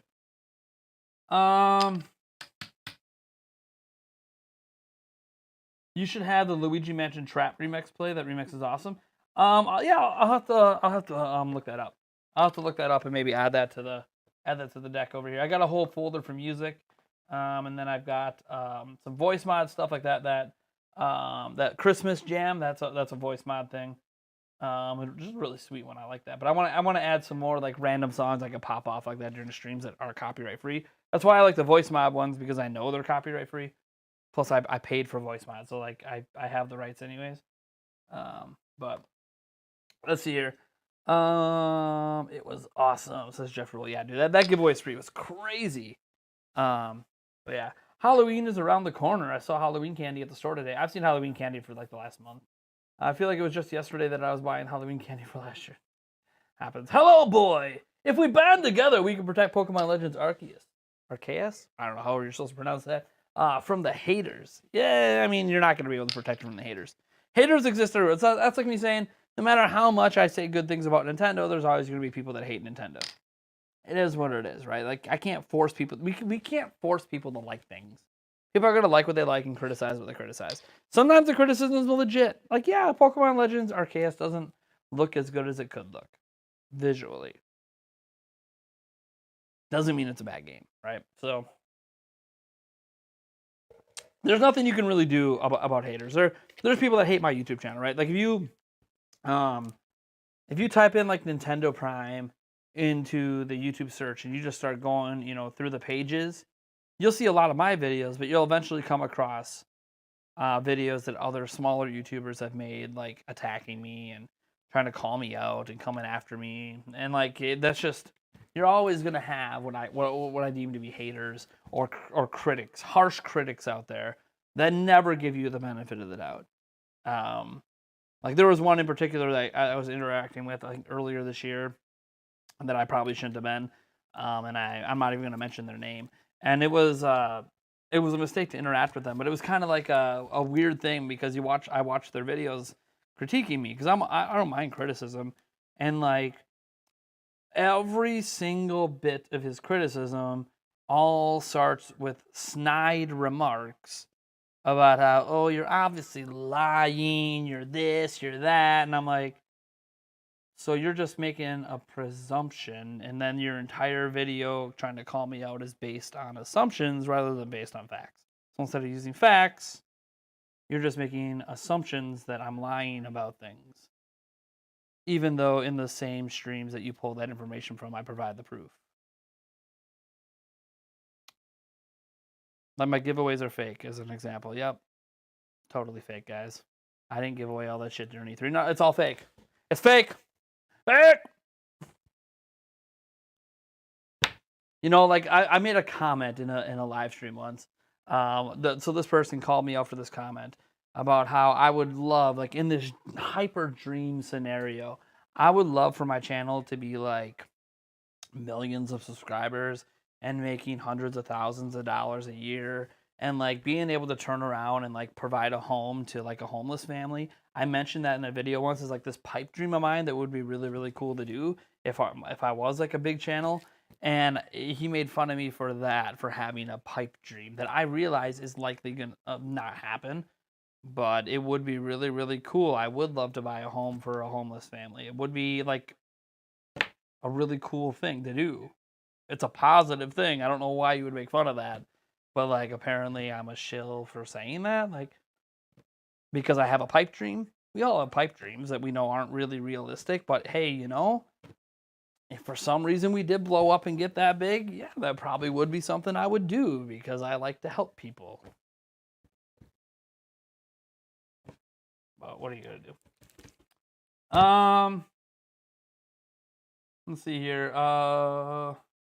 Definitely didn't give away items at E3. You just showed it on camera, and it's all sitting in the closet. Technically, it's not sitting in a closet. I can officially say that none of the items are sitting in a closet. I mean, you want me to grab them? I can go show you guys right now. Like, is the person who won the Switch here? I'm staring at it right now. It's sitting on the floor right there. I can see the Animal Crossing Switch right now. I can grab any of the items. You guys want to see the items you won that I haven't shipped yet? They're sitting right there. I'm looking right at them. A whole giant pile of them. They're definitely not in a closet though.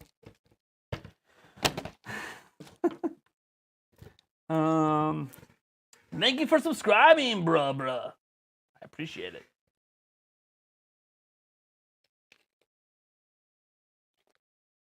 Some people don't. I mean, some people do just like negativity. That's just in general. The Animal Crossing wall decor. Sure, let me go grab that quick. Let me pop off the song quick for you guys. You know what? Let me play the.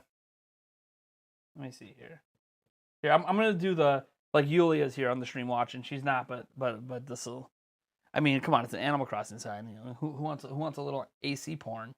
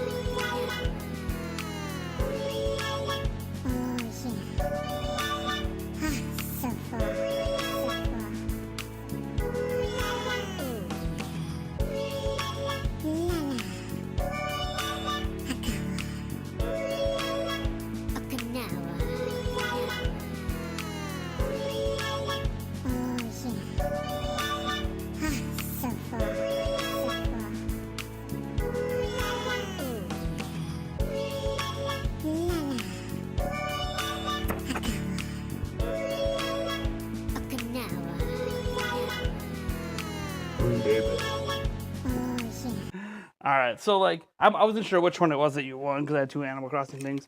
But we got this one. So this was something we gave away during E3. It's a light up custom made sign. You can wait. Yeah, it's meant to be wall mounted. They had a sign on the back, so there's my signature, Eric's, and Nintendo Prime signature. So there's that, and then we had this. This as well was another Animal Crossing item we gave away during E3. So like yeah, we had a bunch of giveaways during E3. I just, you know. Things are expensive to ship. But yeah, well, all the shipping's being taken care of this month, so it should be all good. Should be all good. Yeah, there's happened to be a couple. We hadn't gotten to the Animal Crossing stuff yet. There's a couple of the Switch isn't packed up yet. There's a few things in there that aren't packed up yet, but we have all the packing material though. So does sound like the Chipmunks. How about this? Hey guys, how's it going? My name's Nate from Nintendo Prime. Yeah. I'm gonna talk about Chipmunks. Chipmunks, baby. It was the wood one, yeah. So yeah, so there's your item. It's still here. It's got a working clock. It's cool. It's a really cool item.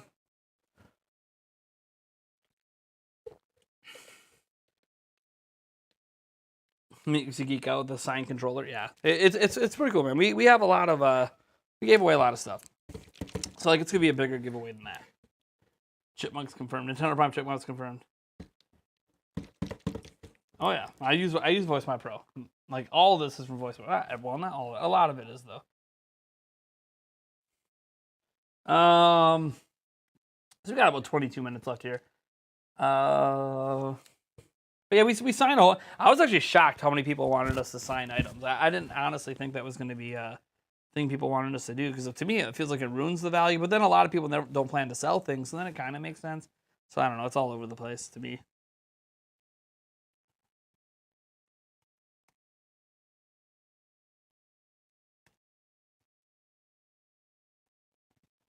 Let's see here. The longer it takes to ship, the longer I can postpone clearing wall space. Look at the positives. Hopefully you don't have to wait too much longer.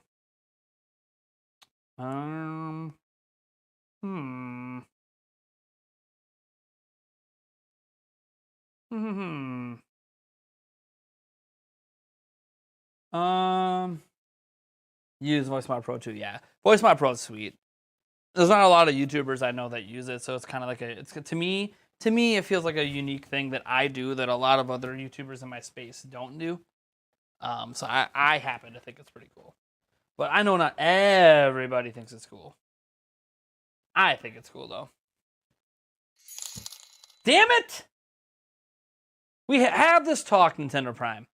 You're on your private island that I'm not invited to.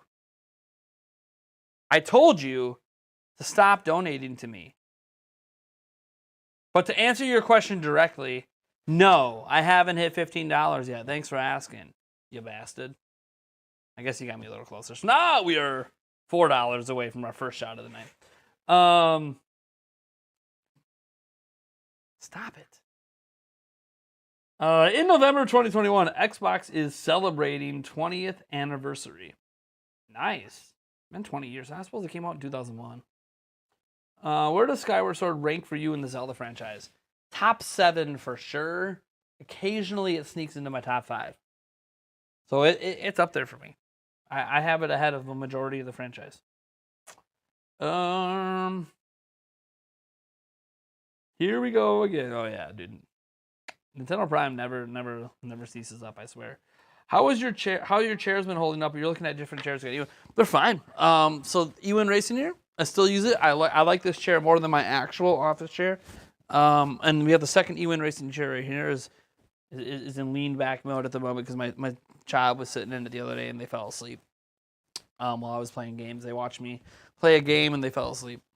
Kind of cute. So comfy enough for a child to fall asleep in. But yeah, these are super comfortable. And my main chair is a Maxnomic chair that my parents got me like 3 years ago. It's really worn out, and it's not very comfortable. These chairs are way more comfortable than that one is. Now that one's a wider chair, so you figured it'd be more comfortable for me as a bigger person, but it's not. These chairs are awesome. Like every time I sit here and make a video, it feels weird to get up and then go over to a worse chair to edit videos, but I don't want to lift this chair over this table to get it over there, so I just leave it here on the set. Which, by the way, will make these chairs last longer because they don't get used as much.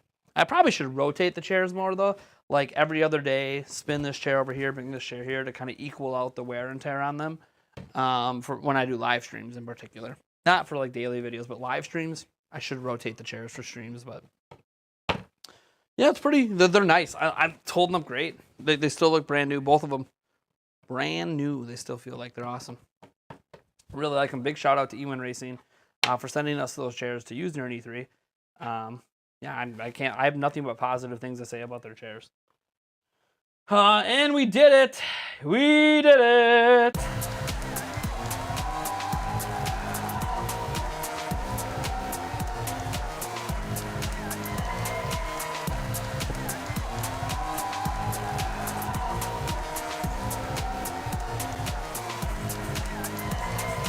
Thank you so much, G.I. Rocky 3, for the $5.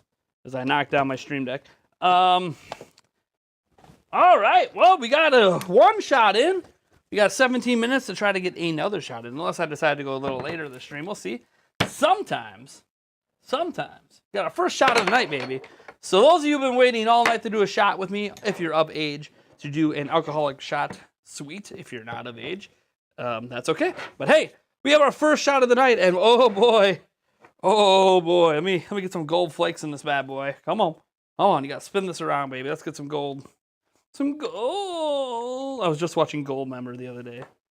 I want to paint their balls gold. That's kind of my thing. Oh, Goldmember. All right. Whew. My little water ready. So again, if we get another, we're at $15.98. So if we get another $14, there'll be another shot of this. But let's not get ahead of ourselves. Holy crap, that's a massive gold flake. That gold flake might be worth like $1 or $2. Holy shit. Well, I'm about to make myself worth a little bit more. I mean, I feel like I'm already priceless, but I mean, if you want to put $1 value on me, I'm about to ingest some gold and go up a few bucks here. Here we go, baby. Let's do it. Oh! Oh! That'll put some hair on your chest. Whoa. 43% alcohol. That is definitely a lot of booze. Bust out the flat Pepsi to take a shot. Hey, shout out to Pepsi. I have a 4-pack sitting right here, Pepsi. I don't really drink regular soda. My mom dropped it off. Oh yeah, this is leftover from a party. Can you please take this? We don't drink regular soda, nor do I. So, well, whatever. I'm sure I'll eventually have them. I'm going on a really strict diet starting on Thursday, so I probably should finish these off like tomorrow and Wednesday, because I won't really be having any more soda for a while. It's gonna be a very strict diet for a couple months. I probably won't be having any soda. Well, I shouldn't say any. I don't know. We'll see. But the diet, like what I eat, is gonna be very strict for a couple of months.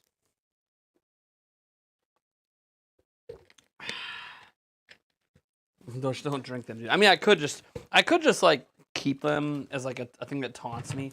Like, oh yeah, just taunt me, baby. But like, I haven't drank them. They've been here for like a week and I haven't touched them. So it's one of those things that like maybe like the day right before I start my strict diet on Thursday, like on Wednesday, maybe I just have one as like okay, this is like my last thing I'll treat myself with right before I kick into a strict diet. Because like it's okay to treat yourself now and then. Like it's not like if I drink all 4 of those in the span of the next 2 months, it's not like it's gonna kill my diet. But I'm not going to. So maybe I'll have one on like a Wednesday or something. And I do have seltzers. Oh, I got salt water like crazy, man. I got a bunch of it upstairs. All right. Do I have any down here? No, I don't have any seltz down here right now. I think I drank them all. That's probably why. I'm almost 18. Your birthday is December 4th, and I won't be drinking only water for me. Nice. Well, you guys see me drink water all the time. I'm always drinking water. Although I got to get some more. These are my last 2 bottles that I had left from E3. So I bought like 7 cases of water for E3, and I had 3 cases left. So these are the final 2 from those cases. So I got to get some more water this week. Because if the water's down here, you'll see I'm reaching for that. I could reach in here and like grab a, which I do drink these still. I could grab like a Dr. Pepper Zero. Whenever I need a caffeine kick, I'll come grab one of these. But like you'll notice, that's not my go-to. I don't just like grab that. I'm drinking water. That's my usual. So, but if I'm feeling a tinge tired or something, I'll be like, all right, I gotta bang this video out. Let me slam a DP quick. Do I have a pet? Yes, I do. I got a dog. You regret your choice of flat Pepsi shots? Yeah, dude. Flat Pepsi is not that great. Could have just did a water shot at that point. I'm not 18 yet. That's all right. I probably. Yeah, I mean, hey, you are what you are. I always remember, like, my channel is intended for adults, but I know there's under 18 people that watch my channel. So, like, as always, drink responsibly and all that jazz when I do drinks. I'm in my mid-30s, so, like, drinking to me is not that big a deal. I'm always in control. I never let myself get out of control. Slam a DP. Dude, yeah. I mean, sometimes you want to save, like, DP is delicious, right? Like, Dr. Pepper is just a really tasty soda. So, like, the Dr. Pepper Zero is absolutely delicious. To me, it's almost better than a regular Dr. Pepper. Definitely better than Diet Dr. Pepper, which was already pretty good. But yeah, like, just pound it down quick, get a little caffeine. I don't like coffee. I wish I liked coffee, but I don't. So, like, I don't like tea either. So, you don't like tea, you don't like coffee. There's a few other ways to get caffeine without using a soda, but at that point, you might as well. I mean, you can, by the way, you can have 0-calorie soda on a diet. Like, it's not going to kill your diet. There is a certain point where if you cut it out, you will lose a few extra pounds, but it's not really the thing that's going to kill your diet, you know? It's more so what you eat and anything else you drink. Like, if you're drinking a bunch of OJ is, like, calorie-packed like crazy. Good for you in some ways, but a lot of calories in OJ. A lot of sugar. Inject it. Just get some vials of pure caffeine. How much caffeine you put in? 1,000 milligrams. just get crazy. Just get nuts. 1,000 milligrams pumped right into my veins, straight into the veins. Excited for Cruisin' Blast? I'm not a big cruising guy. I did play it a bit in the arcades back in the day, but I'm not a big cruising guy. The Teenage Mutant Ninja Turtle Shredder's Revenge, I am definitely excited for. I feel like that's a day one for me. I'm pretty sure that's a day one. I'm probably getting TMNT Shredder's Revenge day one. I am a big Ninja Turtle fan. The old school Ninja Turtles, and this is more like the old school style from a gameplay and art perspective. I'm stoked. Turtles in Time, that was my jam, man. So, great. Oh, you're 38? Oh, dude, I love that you're 38 and put Eslo in your name. That's so cool, man. I like that. Not afraid to show your fandom. I like that. Some people get afraid to show their fandom at times as they age, because there's, like, some people that look down. Like, let's just admit, like, all of us out there that are, you know, in our 30s and 40s and all that, you know, maybe older, maybe ask some people in their 50s and 60s watching right now. I have no idea. All of us know that, like, when you go out in public and you're, like, wearing a gamer shirt or, like, a hat or something like that, like, people look at you a little weird sometimes, right? Like, they look down on you sometimes. Like, really? How old are you and you're wearing that? Yeah, I play video games. What's your problem? Okay, did you watch Game of Thrones? Did you watch, you know, all these other shows on TV? Like, are you a fan of Big Bang Theory? Oh, look, like, do I judge you for wearing an AC/DC shirt? Like, no, I don't. I think AC/DC is pretty badass. Cool, wear your AC/DC shirt. Why are you judging me for wearing Mario? What's the problem? Why can't we all just like the things we like? What's the like? But for some reason, people do look down on you. Like, I don't. You guys see what I wear, right? Like, you know, I wear the you know, the t-shirt underneath. You know, sometimes I'll have, like, a compression whatchamacallit underneath, a compression tank top underneath, and then I'll have, you know, I wear my button down shirts like that. Usually I wear them unbuttoned. Sometimes I button them. Like, this shirt actually fits me, so sometimes I do button them. But I like to wear them unbuttoned. I like the look of it. I like when I go on the dance floor, if I'm out having some fun, like, I can go like this and, like, spin around, and I don't know. I like the unbuttoned look, but some people prefer a button. It doesn't really matter. The thing to me is, that's my look, and that's what I like to dress as. Now, I'm not adverse to putting a gamer shirt as my t-shirt versus a white or black shirt. But, like, that's my personal style. So while I have some gamer stuff, I personally don't wear my gamer stuff out in public very often. The biggest thing you see me wear, sometimes I'll wear a gamer hat, like a Mario or a Pokemon hat or something like that. I'll wear that out. I used to have a Zelda hat I wore all the time, but I wore it so much that the hat actually wore out, so I have to get a new one. But yeah, like, people are really judgmental about that stuff sometimes. But, like, my general personal style isn't to be, like, traditional gamer shirt. So like I sometimes feel weird when I make my new thumbnails, right? I started putting myself in my thumbnails, which I was kind of almost a little super conscientious about putting myself in thumbnails. I've done it before. And last time I used to do it, because you guys know I've only been doing, like any of the regulars know, I've only been doing myself in the thumbnails like the last couple of weeks. Otherwise, I haven't been doing it for a while. And I did it a bit last year. And when I did it then, people, they seem to judge you more for how you look in a thumbnail versus how you look in the video.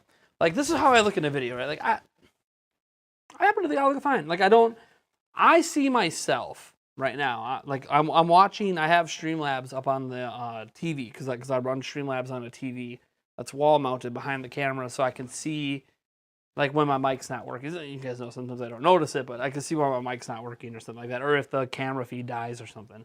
So I like to have it nice and big so I can actually see what's going on.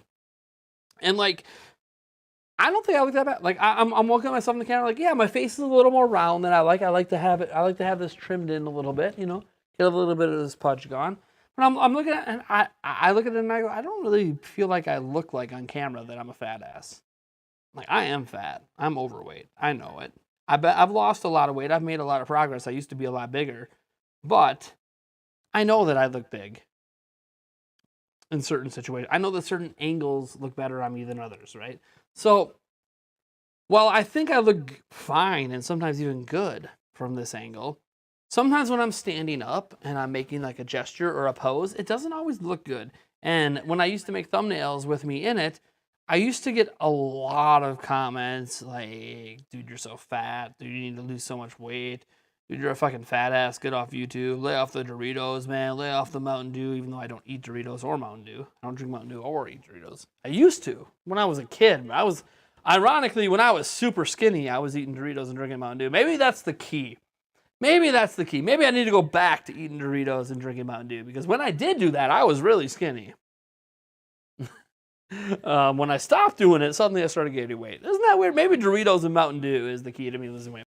But no, so I get afraid sometimes. Not so much that I try not to care so much about what other people say, especially random people on the internet that don't even use their real names as their username. So they're just hiding behind an anonymous username, and they're trying to put you down. They're trying to make you feel bad.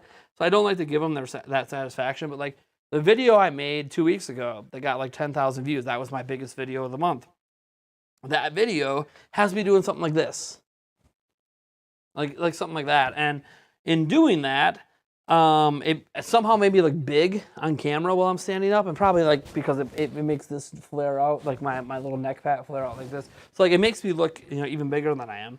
And because of that, someone like in the comments mentioned something about, you know, how big you are and how fat you are and how like you should just stop making videos altogether and like go work out like you're an athlete and you know, and I ultimately, it's not like it made me depressed, but it's like I noticed that comment and I still remember it, right? So I'm a bit conscientious about putting myself in thumbnails, because I know in thumbnails I look worse in thumbnails than I do in my videos. So I'm always conscientious about, like, do I keep putting my face in the thumbnails, my body in the thumbnails, when it might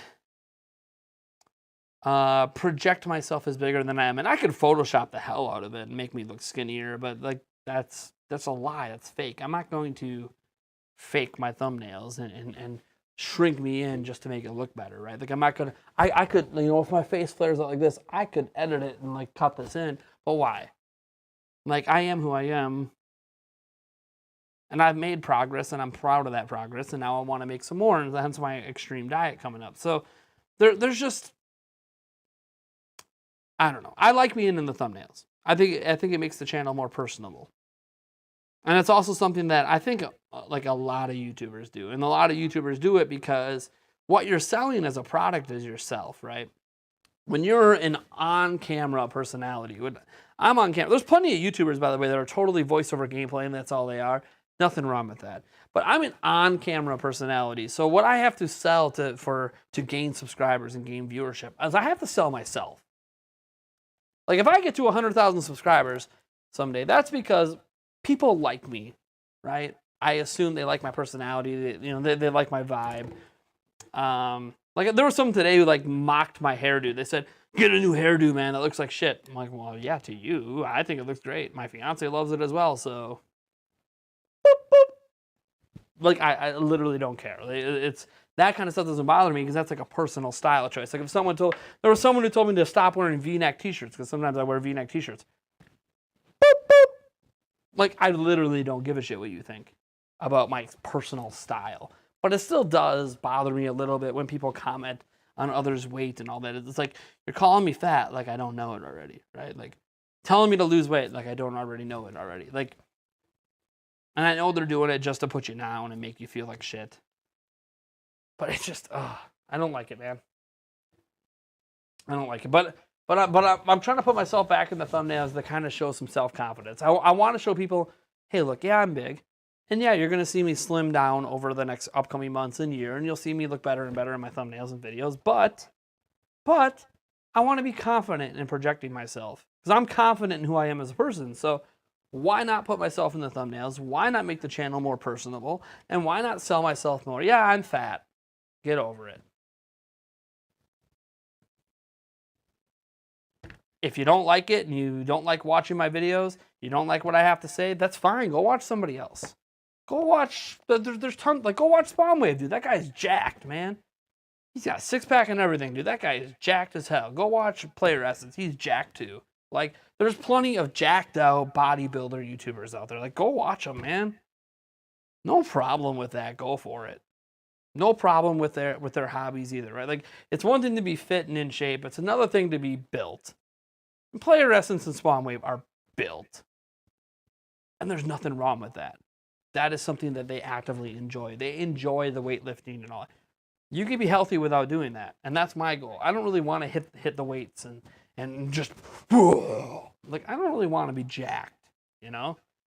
Just want to be healthy.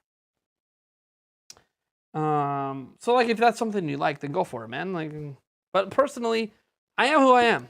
You enjoy it or you don't. Like there's guys, I dye my hair and my beard sometimes. Sometimes I dye it black. My hair, by the way, is naturally dirty blonde. But sometimes like right now, this is dyed right now. This is darker than it usually is. I don't do it because I think I look bad with my normal facial hair. I don't. I have a little bit of gray. It doesn't bother me. I think it actually looks good. But sometimes you just want to look a little different, right? So every now and then I'll dye it and be like, man, I kind of like this, man. I kind of like that. Give me that jet black hair I never had. I kind of like it. Not really caring if you guys like it. I like it, you know? So yeah, I'll dye it every now and then. Not all the time. Maybe once every other month, but I like it, man. I think it looks cool. Maybe eventually I'll dye it, every other week or so. I don't know, but I like it. I don't How does having facial hair feel? So when you haven't had it or you haven't allowed yourself to have it because you've been shaving your whole life, initially it's a little scratchy, and you're itching it a lot, right? But after you have it for a while, it really doesn't feel that way. Even when you're sweating, it doesn't get like super itchy anymore once you've had it for a while because you get kind of used to it or you get accustomed to it. So it's not bad. You'll notice sometimes like, when it's longer, because see, I trim mine. Okay, I can easily grow it out and just have like this big beard, but I don't like that look. I like kind of the trimmed cut look like this. I really like this style. That's just a personal choice, and it's actually more work to maintain this than it is like a full beard. It's actually much easier to maintain. Just trim up a full. It's super easy to do that. So this is actually more work. But sometimes when it's a little long, because I got to trim it up about once every 3 days. But if I let it go to 4 or 5 days and it gets a little, like I'll still shave down here and I'll still I'll keep it cut up here and shave it on my cheeks a little bit. But if I don't actually trim this down, what happens is, obviously when it's a little longer, is that you'll notice me sometimes in streams, I'll be like, I'll start playing, especially with the mustache area. Because what happens is it gets a little bit itchier because I'm not used to the longer hair. So then I'll just be like this and just kind of itches and I don't even realize I'm doing it. Next thing you know, I go back and watch my stream or watch my video and I'm like, oh man, dude, I spent 3 minutes of the video with my hand in front of my mouth, and while it didn't really affect the quality of the audio, it doesn't look good on camera. So like I try to be conscientious to like not mess with it. During a live stream, who cares? But like during a normal video, it's like I try to cut that stuff out. But like at the length it is now, I just trimmed it yesterday. Like this don't bother me, man. It's like you don't even notice you have it, kind of thing, you know. But yeah, if I let it grow up for like 4 or 5 days, then it's kind of like. But like if I just kept it that way and kept it at that length all the time, then I get used to it. So it took me several different lengths to figure out what length I like. I let it grow out once to like down here, and I didn't like that look. So, so you start growing a beard when you're like 16. I was growing facial hair since the age of 12. I've been shaving since I was 12. I went to a Catholic school. We weren't allowed to have facial hair, so I had to shave. And then I worked several jobs that also required me to shave because either around food or other things that they just wanted people to be clean cut. And there's nothing wrong with that. I mean, workplaces can require you to shave. It's not like an illegal thing because it's part of like the what do they call it? Part of the work uniform, right? To be clean shaved. Fine, whatever. They have the right to do that. So for a lot of my life, I was forced to shave, and then I just kept shaving. And then I used to like the look, but as I got bigger and bigger, the fatter you get, the more and more worse a clean shaved face looks, and the better and better a beard looks. Now, a beard can still look awesome when you're skinny too, by the way. But like, it's just, I didn't do this because I'm fat. Like, I'm very curious to see what this looks like after I'm done losing weight because I look at some old photos of mine from high school, which I used to motivate me. I don't know if I'll ever look that good again, but I look at those photos back when I used to be super athletic and a 4-sport athlete, and I go, man, I wonder what I would look like with this sick cut, dude. Like I like scribble it on the photo. I'm like, dude, that looks sick. Look at that sick cut that I never let myself have when I was younger. So this is kind of like I always wanted to do this, and now that I'm older and I am doing it, like I want to know what it looks like when I'm super skinny in this way, because dude, I think this looks sick. I think this is like a badass look, man. I think it looks so good. Even and like with this look, it works when you have like gray. You know, like this is the kind of look. Well, if you got some gray in this, it actually looks really good. So like I kind of like the gray look sometimes, and then sometimes I want to dye it and go dark like this. Like, oh, dude, it's sick. I really like this look. Like I wish I would have been doing this my whole life. Now it was a shock to my parents because I started doing this about 8 months ago, and when I went to my parents' house for a party, they're like, "What the heck?" Because I've been clean shaved like my whole life for like 34 plus years. I've been clean shaved. I show up looking like this, and they're like, "Nate, why are you like that?" Because I like it. Now they don't comment on it anymore. They just realize I am who I am, and I'm going to do what I do. Because my mom does not like it. She prefers me to be clean shaved. I really don't care. I'm not dating my mom, am I? My fiance loves this look. She thinks it looks so much better on me than clean shaved. And for a while, she was resistant because she wanted me to be clean shaved because she's only known me as clean shaved. But as soon as I did this one time, because what would happen is she was gone with her sister or something. She was gone for like a few days. So I let this grow out. Then I was like, you know what? What if I shave it and do this cut look? I want to see how she reacts. She came home and she goes, damn. And I'm like, fuck yeah. Fuck yeah, that's what I'm talking about, baby. Some ladies love a man with beards. And she never thought that she would like this, but she loves it. I mean, now she doesn't want me to go back. And because like I'm one of those people that can grow this. Some people can't grow this. Some people get really patchy. Like Eric, when he tries to grow out his beard, it's really patchy. So like it doesn't look good, right? So I'm one of those people that's fortunate that I have a very thick beard. It comes in very thick, very full. And if you're someone that can do that, then why not pull off some sort of look? Why not grow it all the way out if you want to? Or why not do like a cut look like this? Like there's so many different styles you can do. Like some people don't even want this. Some people want to grow this out and get the handlebars going. Like I can do that. Like, there's so many different things I can do because it grows in so thick for me. Just like this up here. This grows like a freaking weed. This thing gets cut like every 2 weeks. It grows like a freaking weed. So, yeah, like, I'm kind of fortunate that, you know, my dad was balding at this point in his life. I'm not. So, like, I'm... It's really cool. I get the thick hair. It's kind of nice. So, it gives you a lot of options. And you can still clean shave always. Like, I'll probably, at some point in my life, clean shave again. Just out of curiosity, because I haven't seen my face in so long without it. So, like, I'll probably, like, have this for a while after I lose all my weight. I'll be like, ooh, this is good, this is good. And then 1 week, I'm going to be like, let me just shave it off quick.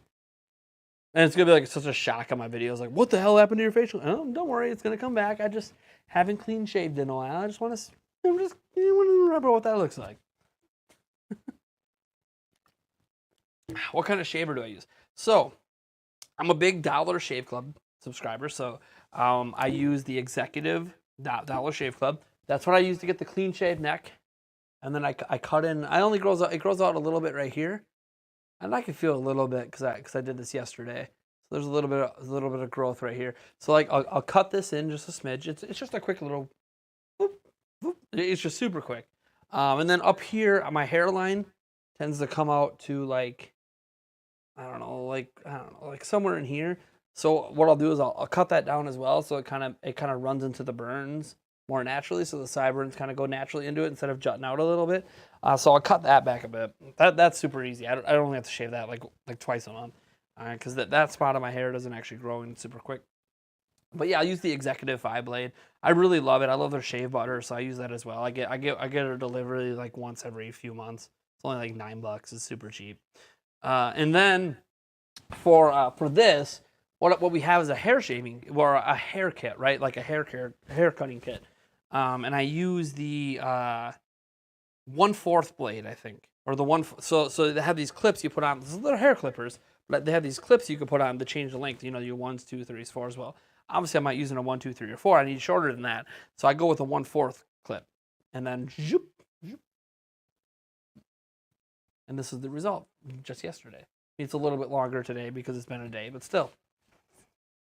That's what I do. So I literally use a hair cutting kit, but I just use the 1/4. The quarter blade. Josh says, "You're a handsome man, not a fan of the picture." So my fiance thinks I'm very handsome. She's not necessarily. You look at the big fat blub, tummy here and stuff like that's not attractive. But she does look at my face and she goes like, "That's an attractive, handsome face." And I think I've always kind of had an attractive, handsome face. I think it's something I've always been fortunate that I kind of have a decent looking face. This isn't to get like full of myself. This is just something I've noticed is that women tend to think I have a pretty good looking face. And when I have this on, they seem to apparently like it even more. And that's fine. It's a personal preference. But like the pink shirt. So not everybody can pull off like a pink. Like this is what they call a salmon shirt. It's a salmon color. That's the official color. You don't call it pink. You call it salmon. That's what all the aficionados tell me. Anyways, it's pink to me. I wear it a lot. This is the shirt that fits me best.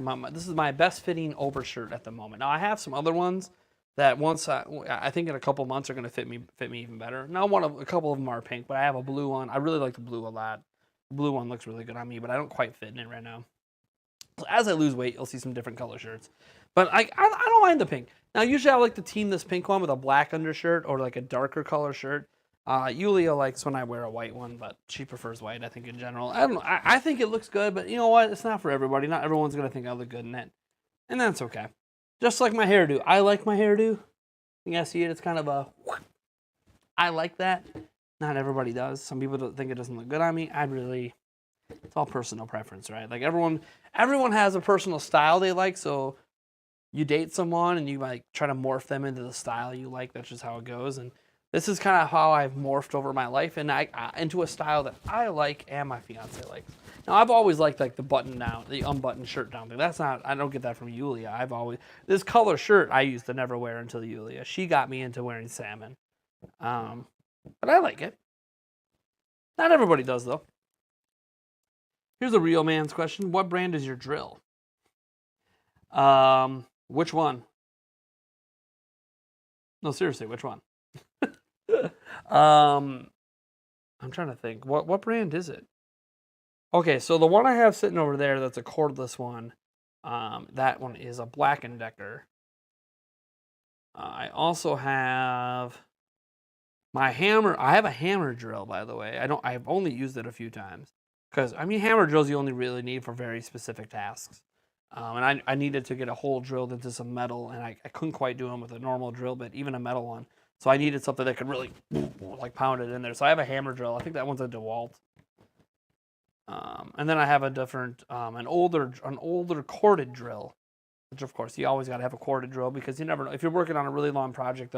You know, you can have all the batteries in the world. Sometimes like even a fully charged battery wireless drill, you know, it's not quite as powerful as a plugged-in one. So I do have a corded drill as well.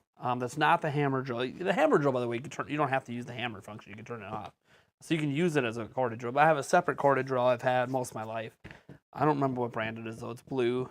It's really old. It's one of my dad's old drills. It doesn't matter. No, it doesn't matter. But hey, you asked the question, and I know you don't really care, but I got power tools. I got stuff. I literally have a... how many of you guys have this? Like, I don't have a circular saw. I wish I had one. It is something I wish I had. There's been a number of times I wish I had it. But I do have a tile wet saw. How many of you guys got a tile wet saw? I've got one. That's right. I can do tile work over here. I can cut tile without breaking it. Dude, I got some pretty sick power tools. I just don't use them. I wish I had a circular saw or a you know, or even a circular saw that's on a bench. Like even then, like those are some two basic tools I really wish I had. It would help with some of the custom work I've done. Like even on this set, it would help if I had that, but I didn't. So I have I have a handsaw just sitting over there. I used to help build this set. God, it was a pain in the ass to use that for 45 minutes on something that would have took a circular saw. Zoop, done. And here I am for 45 minutes with a freaking handsaw. Eric, too, he took over from me on the second thing because my arm was dead. And and we're like, why don't you just buy a circular saw? Dude, we got the saw. This saw will do it. Why waste the money? We got the handsaw. I got the right blade on it. This will work. Well, of course it worked. It's just so much more effort. But yeah, dude, I use tools. People, I surprise Yulia because I'm such a geek and a nerd, and also I'm really into sports as well. But I'm a bigger nerd probably than a sports guy. And my fiance is always shocked when she's like, "You can do that? You can tile? You can build a wall? You can do this? Yeah, I'm a man." And by the way, you don't have to be a man to be able to do that stuff. But it's kind of like she's shocked that I actually am able to use tools. It's like she didn't ever expect me to be someone who's handy, but yeah, can be. Not just with electronics, I can be. JM says buy the $1,500 monitor. So take the $950 in the e-coupon, spend it, and then spend the extra $550, which is going to end up being $650 because there's taxes and shipping.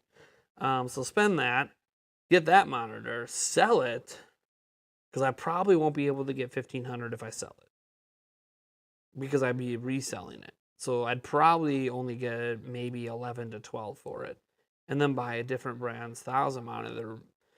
I mean that's fine. Then it's kind of like you spent $300-$400 on one of the different brand monitors.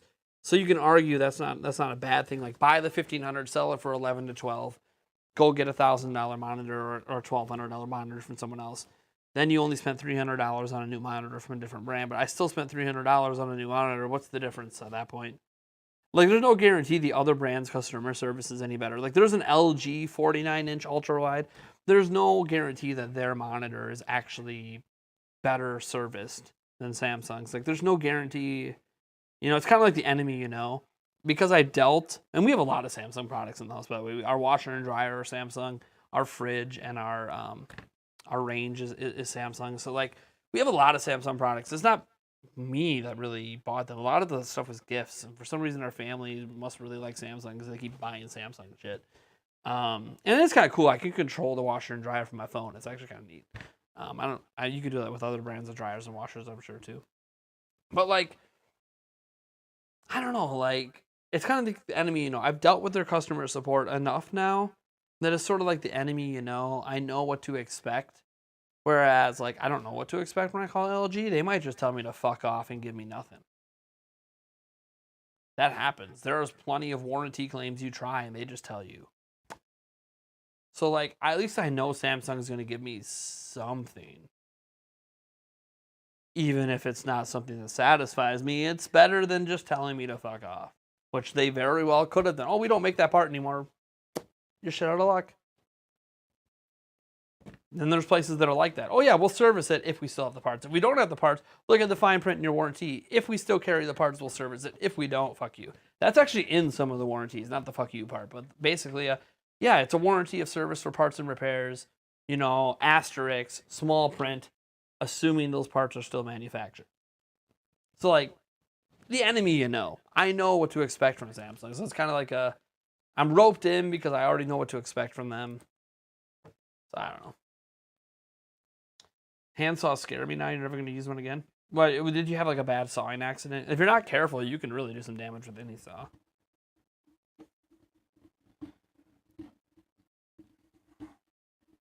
A chainsaw. I have used the chainsaw, but I don't know. I don't own a chainsaw.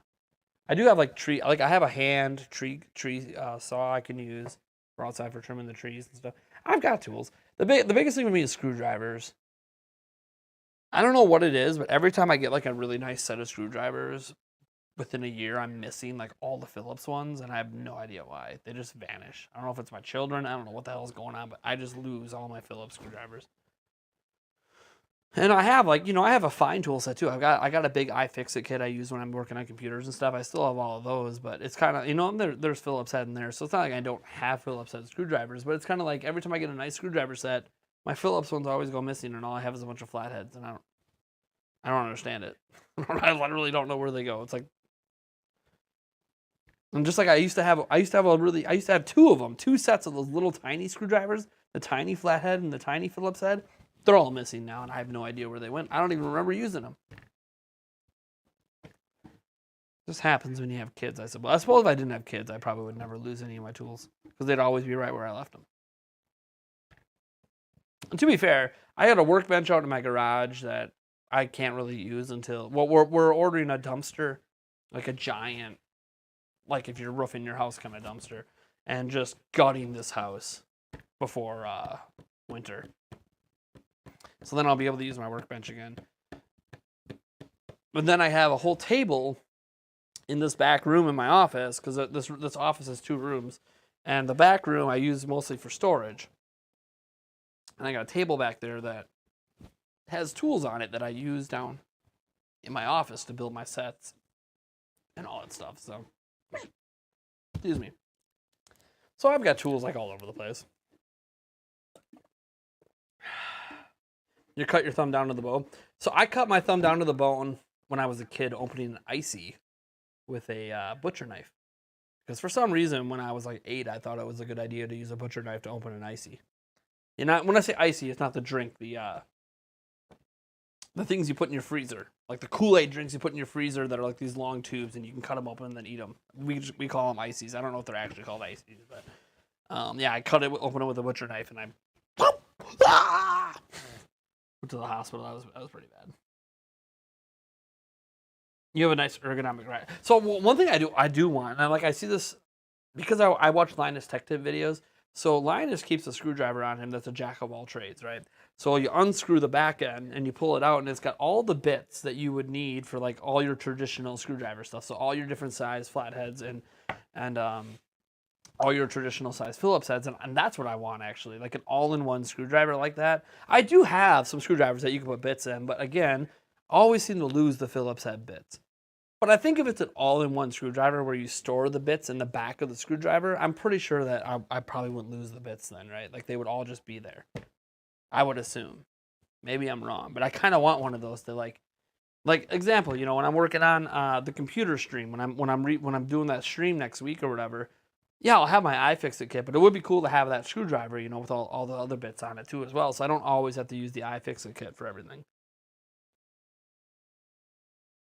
The new E3 2022 is coming soon. I mean, not yet. Ice Pops, that's what you call them? Otter Pops? Yeah, we just call them, I mean, are they called ice? Let me look up quick. There's different brands of them, to be clear. Yeah, Fun Pops, Ice Pops, Freeze Pops, that's another name for them. Ice, Cherry, Sour Apple, Blue Raspberry Pops. So, yeah, there are icy versions. Yeah, so there's an icy version, icy branded version of them.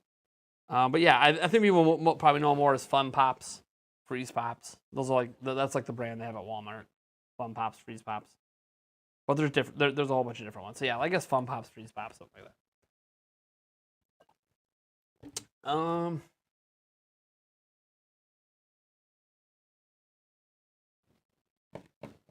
But yeah, I use scissors today usually to open up ices. But when I was a kid, I couldn't find the scissors, so I was like, ah! It was really bad. I was bleeding like a madman. Oh my god, I'm so bleeding. Hurts in there.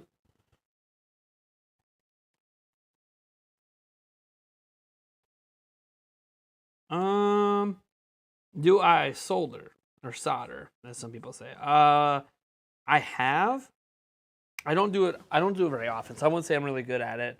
There's a lot of reasons to do it. Like even with electronics, there's a lot of reasons to do it. To desolder and resolder. So I know how to do it. I do have a soldering iron, and obviously the appropriate different metal wires and all that. Again, not something I do a ton, but it is something I can do. But again, I haven't done it in a little while now. I wouldn't say I'm an expert at it, but I mean, I can do it. It's not like, put it this way, I'm not adverse to doing it. I can do it. I have some of the tools to do it. But anyways, 1 second here. I gotta grab my phone. It's been on the charger over there, so I don't know if anyone's been texting me or anything. So let me go grab that quick.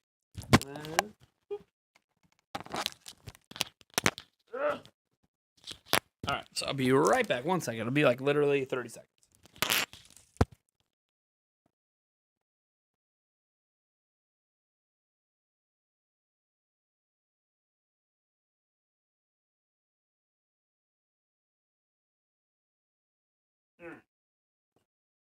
Got it. We're good. Got it. Got it. Got it good. Fully charged. Oh yeah, giggity giggity. Let's see here.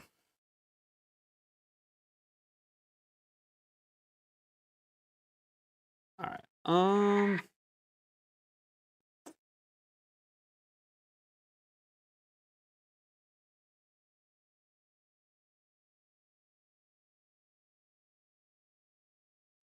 Mic drop. Yeah, I did drop the mic there for a second.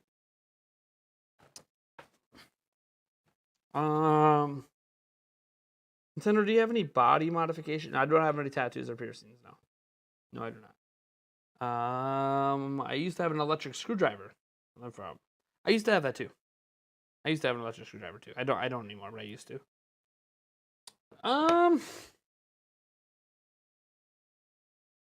The sexy man is live.